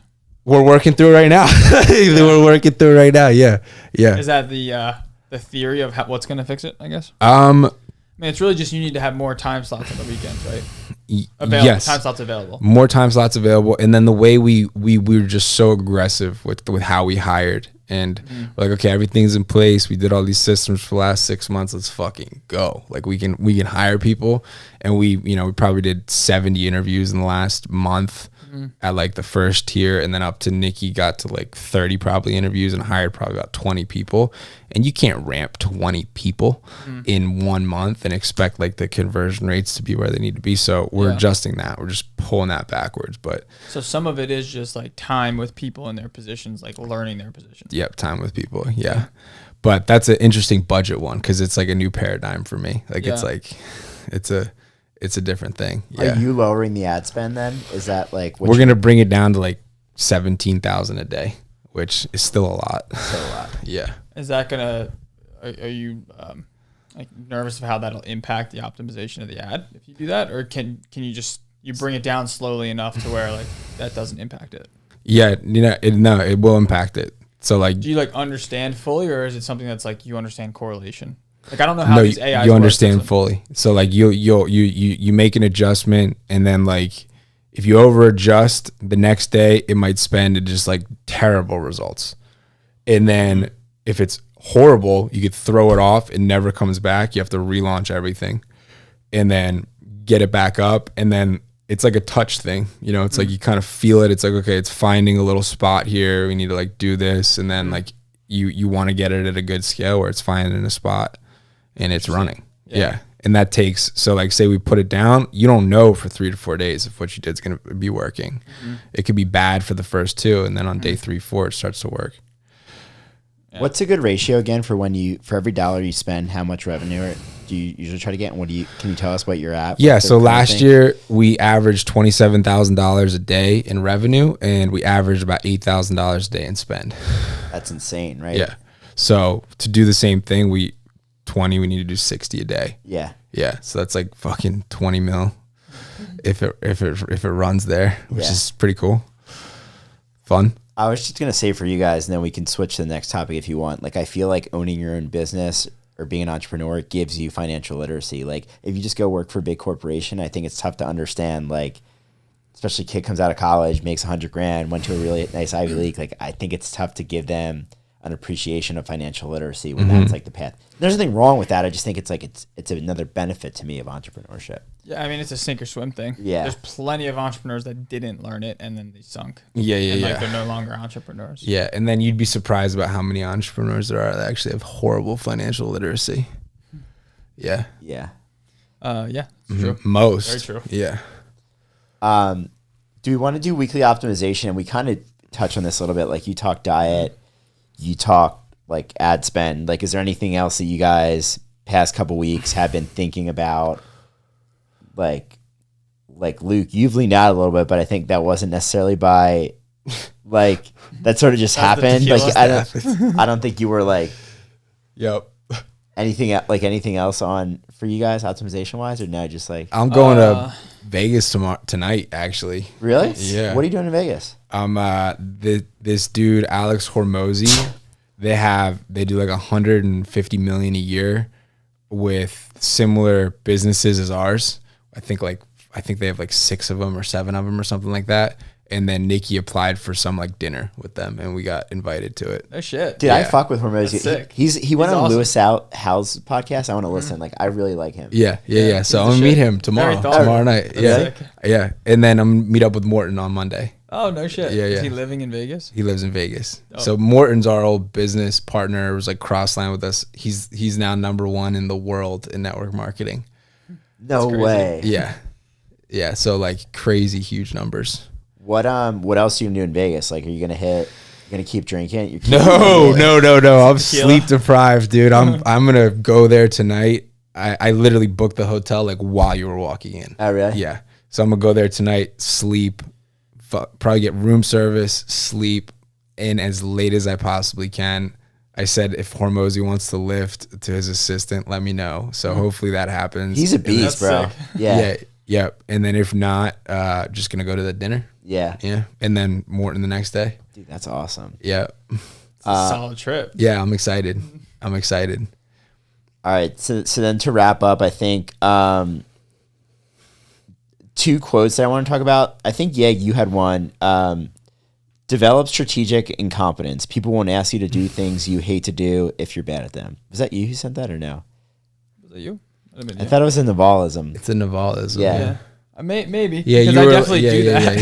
Yeah. I for sure do that. All right, let me tell you one then, if maybe I got the wrong one, that I've been thinking about. Yeah. So there's this Kanye quote. I might have told you this on my. Refer to this one a lot. So basically, there's this journalist in his house, and there's a big portrait of Kanye in the wall. And then the lady's like, hey, that's kind of weird. Like, why do you have a big portrait of yourself? And what Kanye says is, well, I got to cheer for me before anyone else can cheer for me. Right. So what I wanted to, using that as the backdrop, you guys are both confident guys. Like, has anyone ever told you, like, hey, you guys are arrogant? Like, how do you think about the balance between Oh my God. confidence, Absolutely. arrogance, but also, like, I think confidence is important. So how do you guys think about that? Definitely had it happen a lot. Yeah, like all I the used to time. be very arrogant, and it came from a place of like insecurity at the end Yeah. of the day. But there's always a difference. Like, Yeah. confidence tends to be like quieter. You know, arrogance is a lot louder. Mm-hmm. But a lot of times people do still mistake confidence for arrogance. I mean, I think the difference is like when people would call me arrogant, there's a time in my life where it would bother me. And I think it's because I was a little bit arrogant. Mm-hmm. And like now I'm sure I am a little bit, but like it's not something that bothers me if someone says that, because I think it's just a misunderstanding from their ends. Like, how can I fault them, Mm-hmm. or why would I get mad at them for just misunderstanding what's happening in my own reality? It has nothing to do with them. I just take it as a personal insecurity for them. Yeah. But it's not something that bothers me. But I think that you like, it's also arrogant in a way to exude false humility. You know, like I find false humility very, very off-putting, because it just makes me like How very. do you? So how? What's that look like? False humility. Is like when you know someone is like, when they know they're good at something and they're just like kind of like Like very undercover arrogance. yeah. It's like this like weird undercover Yeah, sort like of a arrogance. pull Like, arrogance. Like, tell me I'm good. or I'm not maybe that good. they're just not maybe it's even insecurity. They're not comfortable with themselves. I think sometimes it's arrogance behind it, sometimes it's insecurity. Give me an behind it. example so I can just Someone see it. so someone that is just like Just do it to me. Like, just do undercover arrogance or whatever it's called. I mean or undercover it can humility. show up. It can show up in terms of like God, I'm just like so out of shape. Like, oh my God, I'm so ugly. And then you want me to say like, no, dude. Well, you're dude, that's great. like an insecurity. I said that yesterday. Huh? I said that yesterday, but I like genuinely meant it. So so it's different. that That's could be different. Okay, that's different. Bad example. We need Okay. another Okay. example. All right, I'm trying to think of this. So But what if this is a someone that like is crushing it in their business and they're just over the top about like complaining about how it sucks and their business sucks. And Okay. I What mean, if this they isn't. actually I'm think like, it sucks? I'm just kidding. All right, sorry, no, sorry. I I get what you're saying. I can't think of like a great example right It's now. basically but like you a know it when you bullshit see brag. it. Yes, exactly. So it's not really even faking humility. It's like yeah, but false humility is like something that you know it when you see it's it. like a whimpering brag. Yeah, Yeah, essentially. got it. But they're just not stable enough to actually like. I don't mind People when aren't someone's bragging confident about enough, something though. real. You know. Yeah, people aren't confident. Yeah, exactly. Yeah. I think if you're gonna miss being confident. Mm-hmm. Yeah, and I think, I mean, I used to be so confident, like arrogant, but then But was it like- more life experiences happened, and I got a little humbled. Yeah. And so now I have more humility with confidence. But I think most people are not confident. And I love when confident people are around and like Yeah. you can talk to somebody and like, you know, they're like, oh, I'm doing fucking great. Like, oh, I just crushed that. Like, I don't look at that as like humility. It's like you're enjoying yourself and like you're enjoying what you did. That's a good thing. Like, that should be celebrated. Yeah. I like what you said. Miss on the side of confidence, not the other way around. I think people get that wrong. Yeah. Okay, cool. Yeah. And I think humility comes from deep confidence. I agree with that a lot. Like, real humility comes from being deeply confident. Actually, Well, arrogance can interesting. also a lot of times it's like you're just afraid to look at that. Like, hey, this might not work. Hey, I Yeah. could be wrong. Right, Hey, right. maybe this premise is incorrect. I need to talk myself into this. Exactly. Right, So right, let me just throw up this huge persona so Yeah. it hides this thing that could be wrong that Yeah. I don't know if it's wrong that I'm afraid to look at because it might be wrong. right. You know. One of the things I look at in my line of business is like at the beginning of my career, I was afraid to say, I don't know. But as I grew in confidence, I feel more confident in saying on a big call with executive people, I don't know. And I think to your point, that is like a a good sign of litmus test. confidence, not it's more confident to say I don't know than to not say I don't know. Because it's false. Right. When early on in my career, I was being fake when I said, "Oh yeah, I know what that." You know what I mean? So, but all right, Yeah. yeah, go ahead. Well, no, I was just gonna round that off with saying like I think it's you got to be able to know what you're bad at and what like just be able to admit the things you're not good at, but also be able to admit the things that you're good at. A lot of people are just not good at one of those two things, and you know one of them maybe is more insecurity, whereas the other is more arrogance. Yeah. And I think confidence comes from listening to yourself. Yeah, You know? Yeah. Like, if you can rely on yourself and you can listen to yourself and act, you're confident. You know? It's like all of a sudden you have more something, presence or like oomph. You know, it's like, Swagger. this person's here. You know what I mean? Like, they're not like, and then it's just because you're here with yourself. dude, it's honestly kind of like Models literally talks about this, where it's like, yo, build yourself up, because he talks about like neediness being the most unattractive quality in somebody, but if you just build yourself up to where, hey, I can say something and I don't care about your reaction, or not that I don't care, but I'm just okay with it no matter what that reaction is, then you can actually authentically be yourself. It like frees you up. Another really specific example, there was another failed relationship for me like a couple years ago, and one of the things I did is like I thought it was a sign of endearment to agree with everything that she said, and I just wouldn't disagree with her on anything, and I was just being a bitch. No, like I was, and looking back on it, like, and again, it's not like fuck you, like it's just like, well, I don't think that way. Like, have you thought of it this way? It's hard. It's hard to do that. Yeah. It's not easy to do And that. I do like, think you it's really, confidence. Like, well, I mean, that's also like a personality type of wanting to please. Right. And like if you love someone and you care about them, you want to please them. Right. And then, yeah. And then like there's like a place where you have to get to where you want to please yourself. Like you need to honor who you are as an individual in front of people. Yeah. And then if they like it, that's good. You know, and like then you could say, hey, let's have a relationship, Yeah. or like this is something that's gonna work out. And that's way easier said than done. Especially like you like to please people and make people happy as well. I do too, and it's like a very normal thing to like shift, right? Like I'll shift because I can handle not getting what I want. Yeah, it's just finding where that line is. Yep. You know, and like for me, like that line is that like I'm not gonna lie and say I like something that I don't like to Yeah. please, you know, someone, because I think that they would prefer to hear that from me. Right. It comes out more subtly though. Where it's like, oh, do you like this? It's like there's like a version of you like, no, fuck that fucking movie, or like I fucking hated that. Like that is the, you know what I mean? At least for me. And then you could just be like, I didn't like it. I think even that's not okay. I think you need to Really? be. You want to just be throwing haymakers all day? I mean, how I want to be able to live. Yeah, like I want to just be like, this is it. Like this is how I fucking think. You know, Yeah. just no. You know, and then that pulls back into I want to be a fucking billionaire. You know, I want to fucking like that's not gonna happen if you're not like a very full version. Yeah, and that's, you know, that comes with the territory. Like you look at most high performing people. You know, there's other areas where it's like there's a sacrifice. Like there's like a you know, there's some differences in dynamics that usually are occurring, or maybe in certain situations have to occur. Stuff like that. If you're going to be a billionaire, you're probably going to, and not piss off one person, it's probably going to be pretty difficult. Like, Impossible. You're gonna- yeah, it's- yeah, yeah, it's that's not like, yeah. Impossible. Dude, So- I don't think you can live your life and not piss off No, anyone. Like, no matter what your life is. I agree Right. with that. Unless you just fully sacrifice yourself, Right. but then you're pissing off your inner self, which is the one you really don't want to piss off. Right.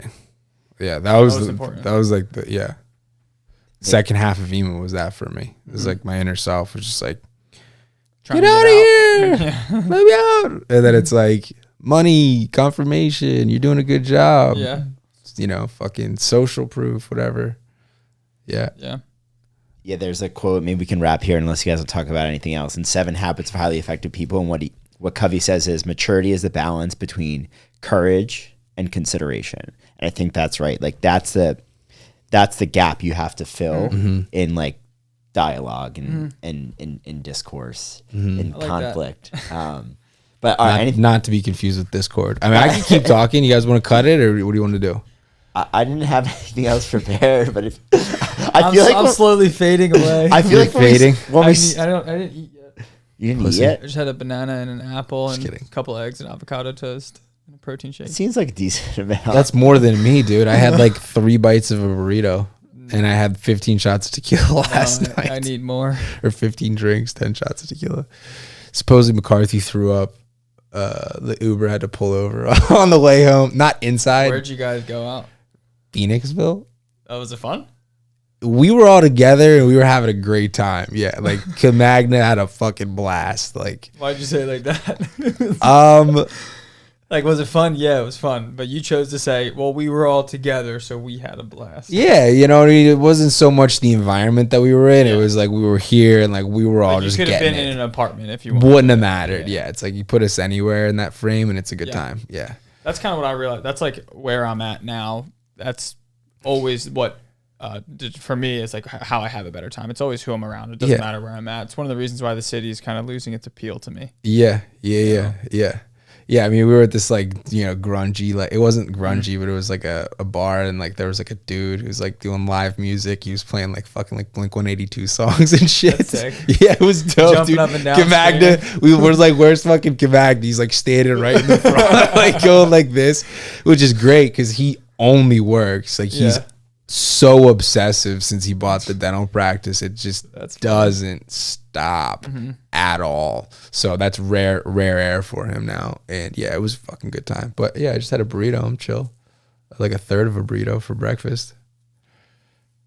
All right, go ahead, lead the conversation. All right, let's talk about so your job. Okay, you want to do this one now? Yeah, Okay, let's hear about your job and like your entrepreneur, because you have entrepreneurial like tendencies or like desires. This is gonna be a whole episode, so Yeah. this is you can tickle us a little bit. So, Yeah, maybe yeah. I'll tickle you guys. Yeah. Well, I'll tickle the topic. So when I think about when I think about my job and consulting as an industry. Can you explain what your actual job is first? Yeah, so let me explain consulting at a high level, and then I'll double click into like what I do. So consulting, primarily the way I think about it is what Double click. dude, well, your method of communication. I love. well, you got to realize. No, we're Let double me take this tapping. topic. Let me compartmentalize. We're gonna double click here. Well, like I know You're your brain very is just analytical. a computer, dude. Yeah, it's Well, a project You're the biggest manager. beaver over I've here. ever No, seen for well, that's- the personality test that I like. You're a huge beaver. Beaver. I've never heard Why? that. Because they Otter? build a dam or something. Otter, beaver, lion, golden retriever are the 4 different personalities. You're a golden retriever. No, I'm an otter. I'm an otter. You're a lion. You're a huge beaver, dude. Ty's a beaver too. My business partner Ty. Dude, I love beaver. That's so fun. So, But go ahead, yes. No, and that's what we do Get us is we back like in. compartmentalize problems, and like I speak corporate lingo because I've done it for like. So the way to think about it is like consulting, mostly big Fortune 500 companies say, "Hey, we have an issue. That issue can be, it can be a skill gap, it can be a knowledge gap." Which means like, hey, we want to build an app. We don't know how to do that. It could be a resource gap. Say, hey, we want to build the app, but we don't have the team to do that. So that's like the way to think about it is really, I would think about it as resources. Like, hey, we're just going to give you extra people, and also strategy. Like, hey, we want to increase revenue by $100 million year over year. How do we do that? And then we could give them a strategy. We can give them implementation. So, okay, we're going to bring a team on there. We're going to do 10 weeks. Here's how you grow from 100 million to 150 million. Here's a strategy. Then we say, hey, we're going to implement that strategy, whether that's technology, building an app, like we're going to implement it. And then that implementation can look like knowledge. Hey, here's how you do it. Here's the project plan, but it also can be resources. Hey, we're going to give you a project manager, 5 developers to sort of do that. So that's like consulting. Now, what I do is I do a lot of project management and customer experience. And what that means is a lot of these programs are pretty complex. So like the program I'm on now, there could be 7 work streams. We could have a reporting team, a development team, a design team. And what I do is I manage all of those work streams, and I go to the main client and I say, hey, here's our weekly status update. Here are the 6 things you need to know. Here are the 3 risks. Here's what we're doing for each of them. Here are the key milestones. So I'm sort of aggregating data across the team to synthesize the information to the executives to say, hey, here's what you need to know week over week. Interesting. So that's like in 2.5 minutes. That's probably how I would describe what my job is. I feel like that's got to be really good training for how to run your own business someday. Okay, and then the entrepreneurial tickle. Right, we'll keep using that word. So my dad was an entrepreneur. You really guys like that word. My dad was an entrepreneur. So my dad owns his own like window cleaning, power washing business. My uncle is a really big influence, has his own printing company, e-commerce company. I have another uncle who sells golf carts out in Scottsdale. Like I just come from an entrepreneurial background. So I think on a long enough time scale, I will end up being some sort of entrepreneur. I just don't think I'm made to live in corporate America. I just think, entrepreneurship isn't always, it's not an incentive for them, right? When I get on a project, it's like, hey, we signed a contract to do these 7 things. Like, it's cool if you want to try different things, but like, that's not in the contract. So you're not going to get rewarded for that. And then also a lot of these companies, right? Let's just pick any big Fortune 100 company. They're playing defense. They're not playing offense, right? Like, I'm not saying this is a client or not a client. I just pick like Comcast, AT&T, Nike. Like, they're not really trying to be innovative. They have such a stranglehold. Yeah, they're just trying to like keep the money coming in, right? And honestly, keep other people from getting up the mountain. Right. So I think, especially at a big company like I work at, we're working mostly with big companies that are trying to maintain, and they are trying to like innovate, but it's like moving a battleship, right? Like they're not So you work with Fortune 100 companies? Fortune 100, yeah. Wow. That's wild. So that's like, They're all billions, right? They have to be oh yeah, Yeah, like tens. many billion, like Yeah. like market cap. I'm not saying I work. I'm just picking an example. Like market cap of Comcast is probably what, 300 billion. I could look, but Yeah. So that's like what I've been. So I've done project management stuff. I've done design stuff. So it's like, hey, we're building an app here. Like the 6 things we need the app to do, and then sort of work with the developers to say like, hey, like here's the requirements doc, things like that. So Interesting. What's like some good things it's done for you? I wish I would have had time to prepare for that. I would have like thought about. It's actually good. I'm glad that you didn't prepare. Yeah. So here's, I think I'm very good at compartmentalize. So like, you sort of made a joke, and it's true, like because I do it all the time. So yeah, very clearly. So someone will That's say, your strength. Thank you. Yeah. Someone will say, hey, like we need the call center, we need to cut headcount by 100, and we need to increase automation by 20%. So like when you look at problems like that, you have the big umbrellas, and you then you compartmentalize each of them, and then you could have like 8 different double clicks, right? And with each of those, you could say, well, double click number 1 is like that's tapped out, but double click number 2, like let's spend some time there, and then you could sort of like everything. There's like a breadcrumb. So like as a business owner, what would you see your function being? So I think at times, like I always think about Joseph, my friend Joseph. He is much more.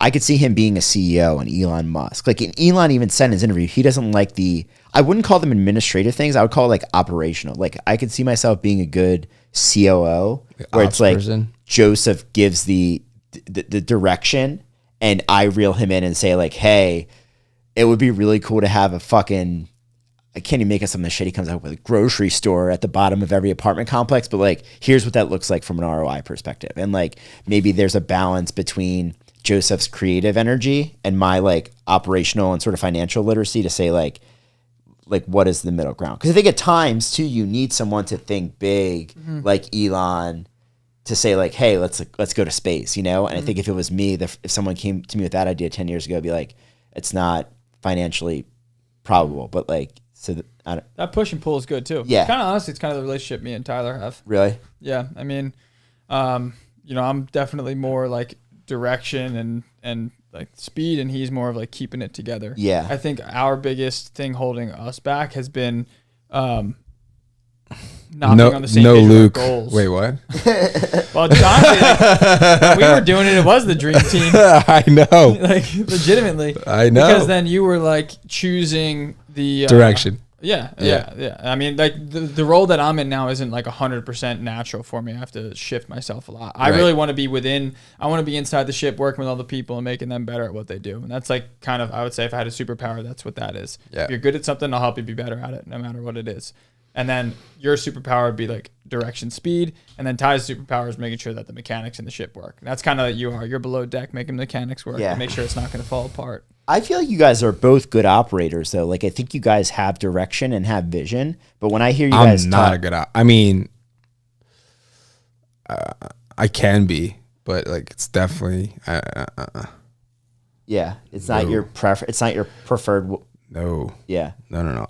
Dude, ops is such a hard job. Yeah. And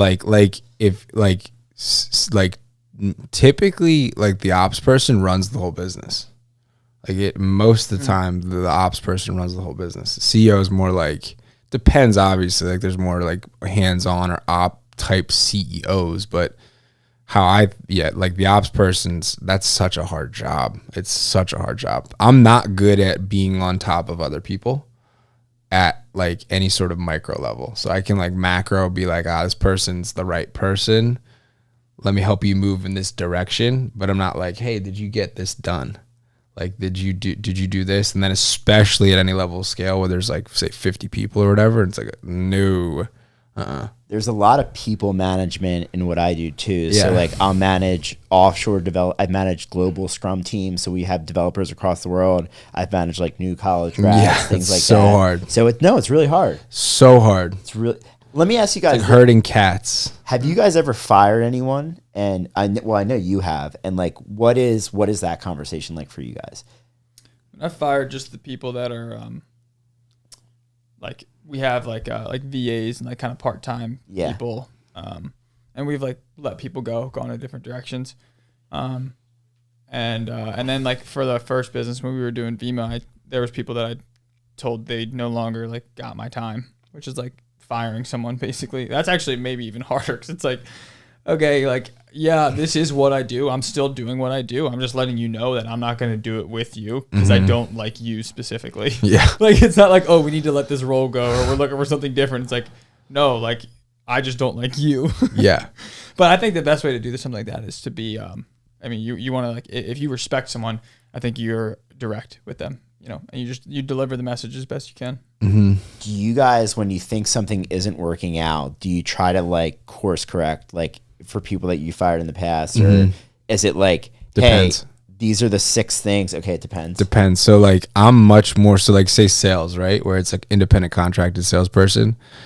I think for a lot of this stuff, like I couldn't take Andrew's brain and make it more like your brain, right? Right. And if I tried to, say it would take like fucking 6 months and it would still be at 50% of your just natural capacity. Right. So I think there's a level of sorting involved in a good organization. And then depending on so many different things. I mean, we fucked this up so many times, like firing people incorrectly. But now we have a thing where there's like a corrective action. Here's what's going on. Here's what's incorrect. And it's just clear expectations. You know, here's clearly what you're supposed to be doing. Here's what's not happening that you're supposed to be doing. And then depending on the role, there's like different time. So sales, we just put in after this week, we're limiting how many calls you can take per day to 6 over a 10-day period. And then you get assessed after your first 60 calls because that costs us, you know. So, and then we want to be quick there. But I'm more aggressive on that. So like my personal nature is more aggressive on like, if it's a good fit, let's go. If not, no. Yeah. Let's move quick. Okay. Any other questions on? Do you guys feel like you have a good sense of what I do now? Or? Still pretty macro. Yeah, I mean, sort of.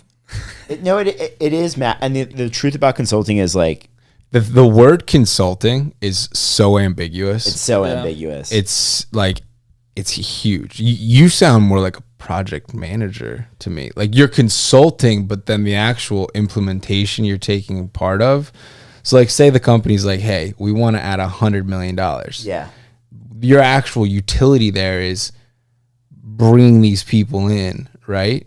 Or are you making the judgment call where you're like, we need to bring people in? Or is someone else saying you need to bring people in? You need to bring developers. Now, Alex, It's You're keeping people focused, right? On task. yeah. So now the thing that makes it even more ambiguous and confusing is it changes from project to project. So like I've been on like 8 or 10 projects, and the mandate from each of those projects has been different. So some have been more strategy intensive, where I say, hey, you want to increase by $50 million? Here are the 6 things that's sick, dude. That's fucking sweet. that I would do. And then there's other times where it's like, hey, we've agreed to the 6 things. Now go do it. Mm-hmm. And that could be 6 months. It could be 12 months, etc. And then how is it like pulled back to the outcome? So like say companies like, hey, we want to do 100 million more. Is it like within a confined department? And then is it like trackable to the activity that you take? And then is there like a success metric or like, So there's different ways to financially model projects. Some of them are fixed fee. We say, hey, Luke, I'm going to do these 6 things for you. You're going to pay me $50,000. The others are tied to outcomes. So, hey, if you increase our automation by 10%, we're going to give you X dollars. If you do it by 15%, we're going to give you X plus $1. And the definition of what that means, to your point, is very tight and contractually. like clearly defined? Like, hey, we're going to define increase in automation by these 6 things. These are the 4 caveats. Here's the reporting that we're going to use. Everyone sees the reporting. Like it's like it's redlined with like. So all it the is clear. lawyers. Yeah, no.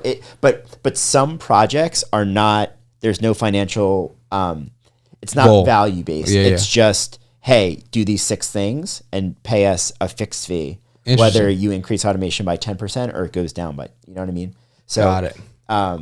But consulting is ambiguous because the flavor of the work can change so much by project to project. And there's a bunch of people like me that have been at the company for 5-6 years that do something completely different than what I do.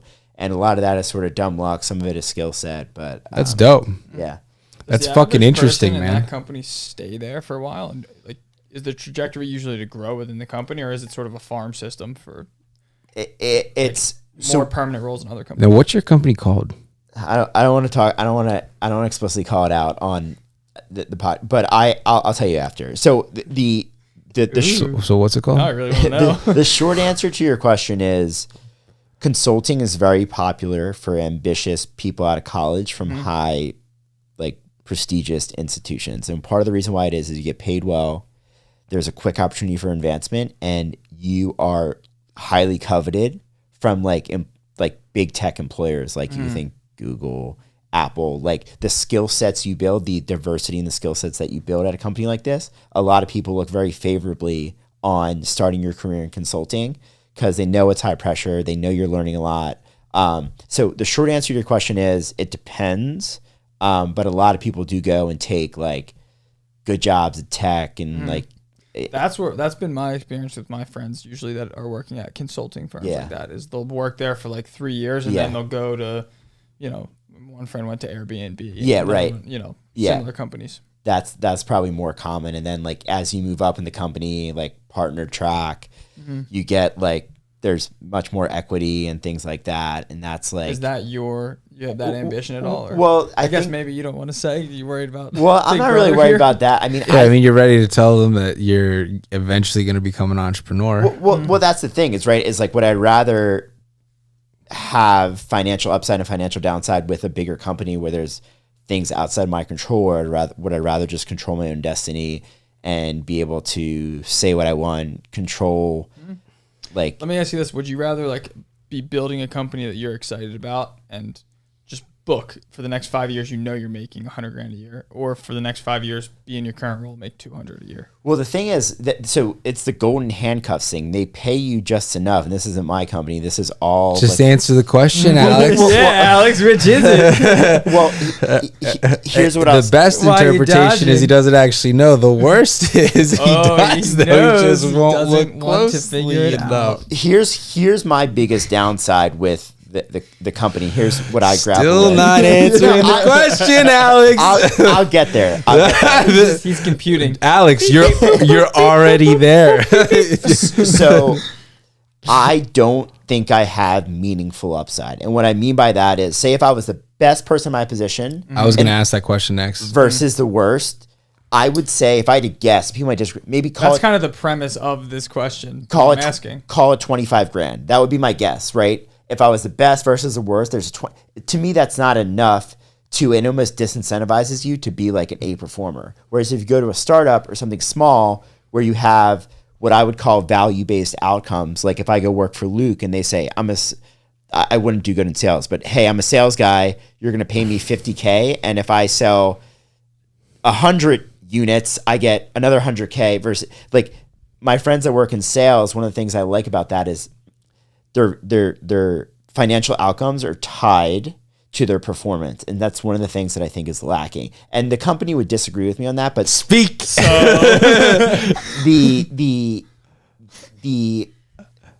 the feedback loop is too long. You guys like when I compete? Alex. Yeah, I'm sitting in the center next time. No, you got to just answer my question. I like when he talks, actually. I did I too. think we might have found a you're new dynamic. You're really breaking it down a lot, but I want you to break it down less and just tell me which you would rather do. Okay, tell me. I'm just saying. I'm saying for the next 5 years, let's say that you have two scenarios. Okay. There's not like a right answer too. Okay. It's something that I think the premise of this question For isn't him, something there people is. think about. For you, yeah. But I'm saying like there's no Not for- overall right answer for like Okay. everyone. Tell me but again, I yeah. think it's just important to know what your answer is. Interesting question. So in the next 5 years, you can either make $200,000 a year, you stay in your current position, or for the next 5 years, you're making, I'm going to say $80,000 a year, but you're building a company that you're passionate about, and you're not making more than $80,000 a year for the next 5 years. You're But booking that. it's a company. But you're building your own and company. you own part of it, or Yep. like you're important enough role where there's big upside. Okay, if it works. I think if it's 80K, to me that's sufficient. I would say 80K. If I was You would really rather do that. if I was Yeah. really passionate about Because dude, there's a lot of people that wouldn't. Right? There's a lot of people that would rather make 200K and then check out, and then their personal life is their personal life. They're making 200. They're happy, and there's nothing wrong with being that person. But it's good to know that you're that type of person Yeah. if you are, because you don't want to set yourself up in a feedback loop that's not in accordance with your value system. Yeah. So like, that's why I wanted your answer before you go on the tirade. yeah. Okay, I knew what your answer was going to be after you went on the tirade. Yeah. But now, like, just to know, it's like, okay, you know what? For me, there's actual intrinsic value past the money. I think it sometimes can change the way that you look at specific opportunities. I think too, like you guys, when you guys started making good money, it changes your perspective on it, right? When you're 18 and they say, hey, you can go make 200 grand. Mm-hmm. It's a lot different than like, hey, I made 200 grand and it didn't bring me a certain level of happiness, right? Once But you- it does different things for different Fucking people. ball. Like some people in that scenario were like made that money and were like, okay, I need to always make money now. Yeah. I know people that are like that. And like for me, it did the opposite where I was like, oh, I'm really happy that I made this much because like the things that I was doing that were actually that I was happy weren't actually tied to this money. I think it allows me to do more of the things that I want to do. But like for me, for instance, like a billionaire, for instance, isn't a goal that I have set because I don't think that's a proper feedback loop to bring me fulfillment. yeah. It's just not. That's not going to be something that's interesting to me. And I learned through experiencing that. But then there's also people that are. I mean, Luke, like you, that's your thing. I don't think it's for the money. I think it's more for like what you know you have to do in order to reach it, and who it makes of you to do it. A fun challenge, and I'll have to build really cool companies that positively impact the world at a global scale. Right. Exactly. So, Exactly. So like that's it. But like, you know, it's And then that's just a dialing in your measurement. own thing. Yeah. Yeah. But dialing in your own thing is what's important. Yeah. Like for me, like it's not as I'm trying to figure out how to get to the next level right now. I'm trying to figure out how to do something that can do 100 million right now. oh, you're meeting with the right person tomorrow to learn that. Yeah. I'm trying to figure it out. Like maybe like trying to own the whole. I don't know. There's so many like own. So like, what if we did what I'm doing with this, except with This you say, Warrior Babe, yeah. with 30 different niches at the same time, and then owned the ecosystem for all trainers. So it's like any trainer who wants to coach comes here, gets vetted. We get the creme de la creme, the best people, and then own like the entire thing. That could be a huge idea. I mean, that seems great. People already do that, right? Like there's like different apps that you can hop onto and get trainers. Not with our model. So I talked to a guy who he was trying to figure out what we were doing. He spent 15 million developing, I think it's called FitPlan. It's one of the bigger fitness apps that there are. And I was like, how many users? And it was like 500,000 users, $50 a year, 25 million, 15 million in dev costs. It was like 10 million in income over 6 years, not including operating expenses, salaries. Like this is not a good business. And he was like, I want to figure out how to do what you're doing. So they're trying to add that to their thing. And then at the same time, every personal trainer in the world is just trying to do coaching. Like fucking thousands every day are beginning because everybody just likes fitness. I mean, that's like my friend Amanda. She's just like a fitness coach in Philly. And like I was talking to her the other day. She's like, I'm just trying to get more people to my online platform because it's like a way that I can talk to so many more people. Honestly, maybe actually should be a good connection for you guys. I don't know if you need more trainers. Coaches, yeah. You need more Rocky's coaches. trying to do We're it too. always, yeah, Kettlebell Rock's trying one. to do it, yeah. There's a bunch of, I like that idea. There's a bunch of niches. So can you just like aggregate that over? Yeah, like 30 different ad accounts. Because what's interesting is you don't need any online presence to do what I'm doing. Like it's all the ads? so direct response, so methodical. It's like we could do it with like no, you know, it's like you could have like, just a brand, makes sense, pop it up, and then just good enough messaging that hits every single market, or like 20 of them. You know, that could be a huge idea. Let me ask I you mean, this. it sounds like you're just like doing what you're doing already, but just 30 times. Yeah. And then owning the whole ecosystem of Yeah. trainers. I was going to ask you, like, would it be easier, do you think, because you already have such a good stake in the ground with Warrior Babe to get to that $1 billion using Warrior Babe as like a launching stone as opposed to starting something completely brand new? No, I don't think I think like everything plays into everything moving forward in some level, but no, I'm not like, it's like firm on just general direction, totally flexible everywhere else. Luke, if you pay me $100,000 if you try to go to that other guy, Yeah. and to get to 30, what'd you say? 30 different niches for, Yeah, I mean, that's 500 one of the million. ideas. There's so many ideas. That's for 5 years. there you go. Yeah. Yeah. I mean, that's where my head was at. Like, I'm trying to figure out more things, and then like 100% people. People is everything. It's everything. Like, that's how big companies get built, with great people. And yeah, you know, it's like if you're doing 100 million a year, you got, unless it's like, you know, a really weird business or a very specific business, maybe a finance business or something like that requires really small team. But even then, you'd have great people, you know. But yeah, it just feels like it's like just so fucking right there, you know. It's just fucking I mean, right that there. to me sounds like a really good idea. I know. Just thought of it. Yeah. Or I the feel like other the idea is this execution there is internet what- capitalist thing. Yeah. Yeah. I've never really understood what that was. Yeah. So Is that just like coaching almost, or like no, an no, no, ecosystem no. for people to tune into? So like Hormozy, acquisition.com, Yeah. same deal. Okay. Yeah, except he structures it minority stake and then they hire talent. I don't know how I would structure it, but it's like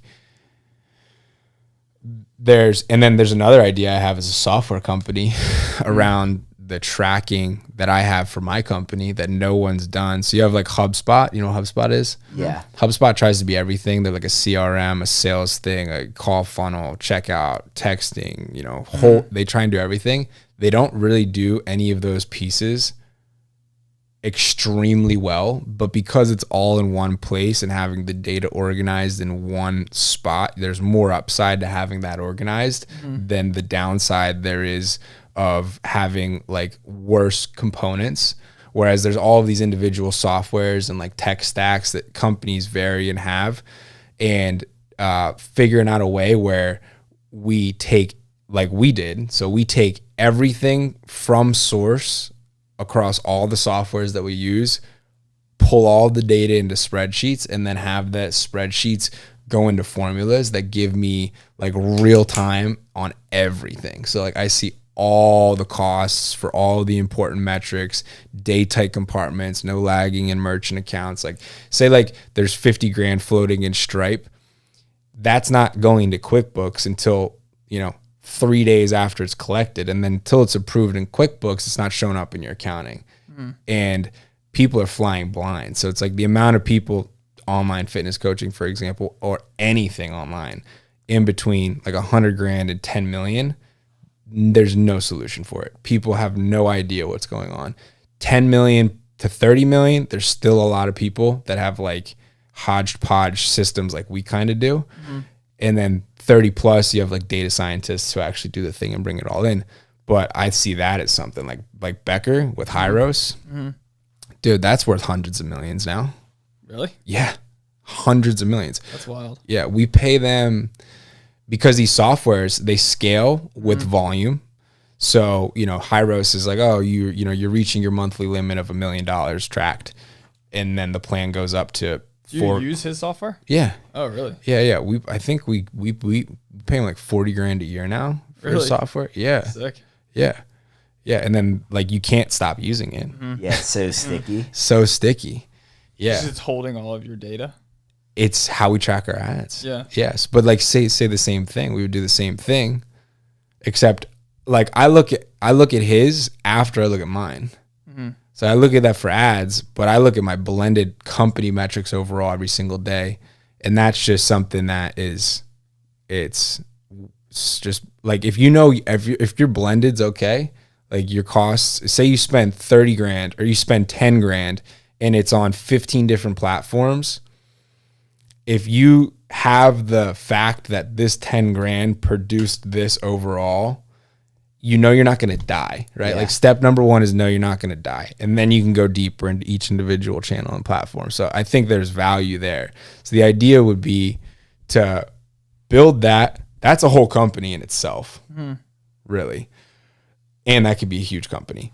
But that could be part of what would get a massive inflow of these types of businesses into an ecosystem. So it's like that's crushing. All of these companies are using it. And then, hey, we're very valuable. You know, we know how to fucking do this well. You know, we've done this to this level. And then that's got to be very good, obviously. So I think we're coming up close to being probably one of the biggest e-learning fitness companies that there are with this coaching model, that there are. Lady Boss just went out of business. They did more than 200 million in revenue. How do you go out of business doing 200 million in revenue? 200 million over Total. life. 42 million last year, but they a lot. shut it down. Yeah, 42 million last year. I don't understand. So how- what? Yeah. So what happened with They that? diversified too much, started going into supplements, they had 4 $10 million companies. And then Well, they just lost couldn't sustain. economies of scale. And then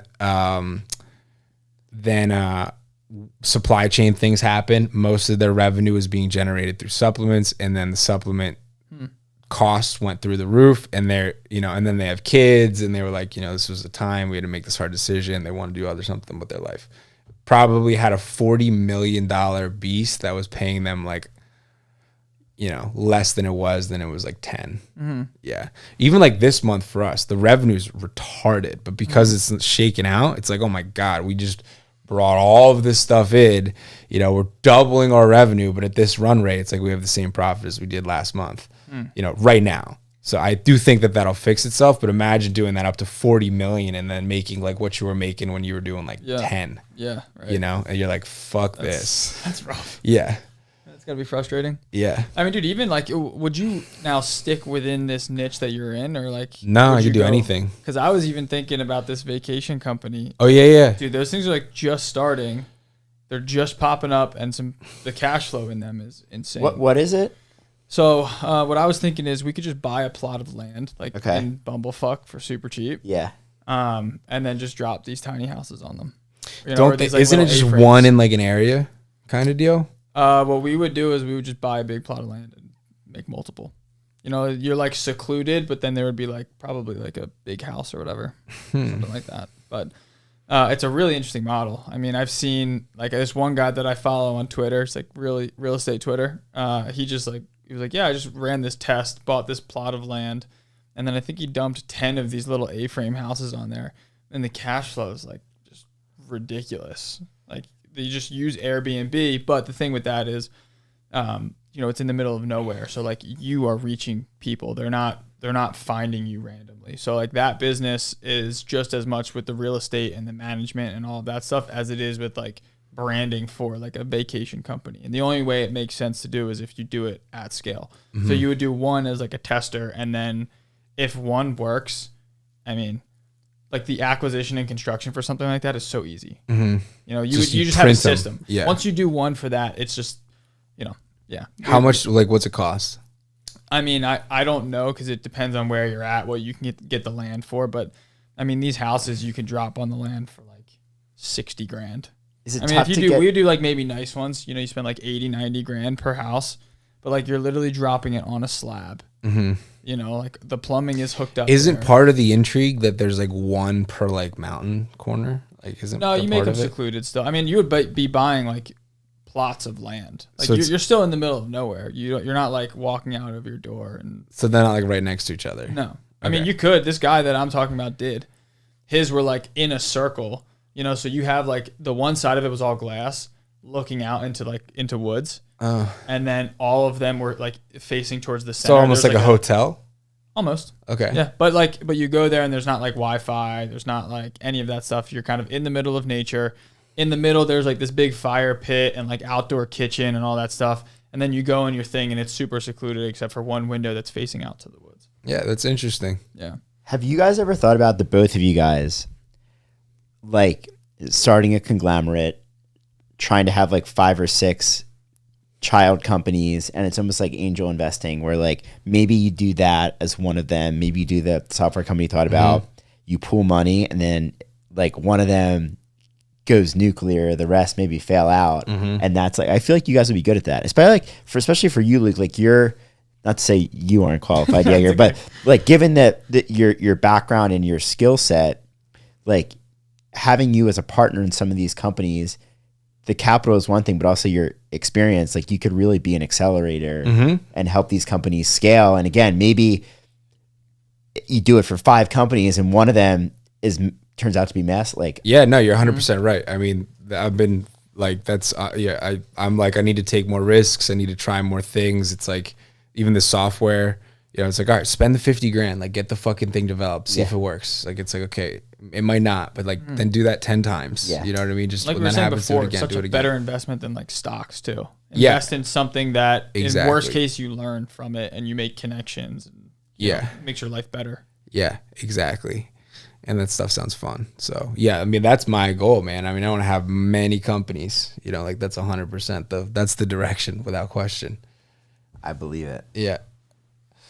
All right, I want to get an acai bowl. Cool. You know that? Thanks, guys. Yeah, thanks guys. This Yeah. is a ton of fun. Peace. I was thinking, Luke mentioned a burrito. A burrito?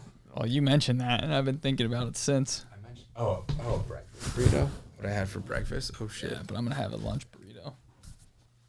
I've been having to pee. Your head to pee. Wow, the left hip. That was 2 hours.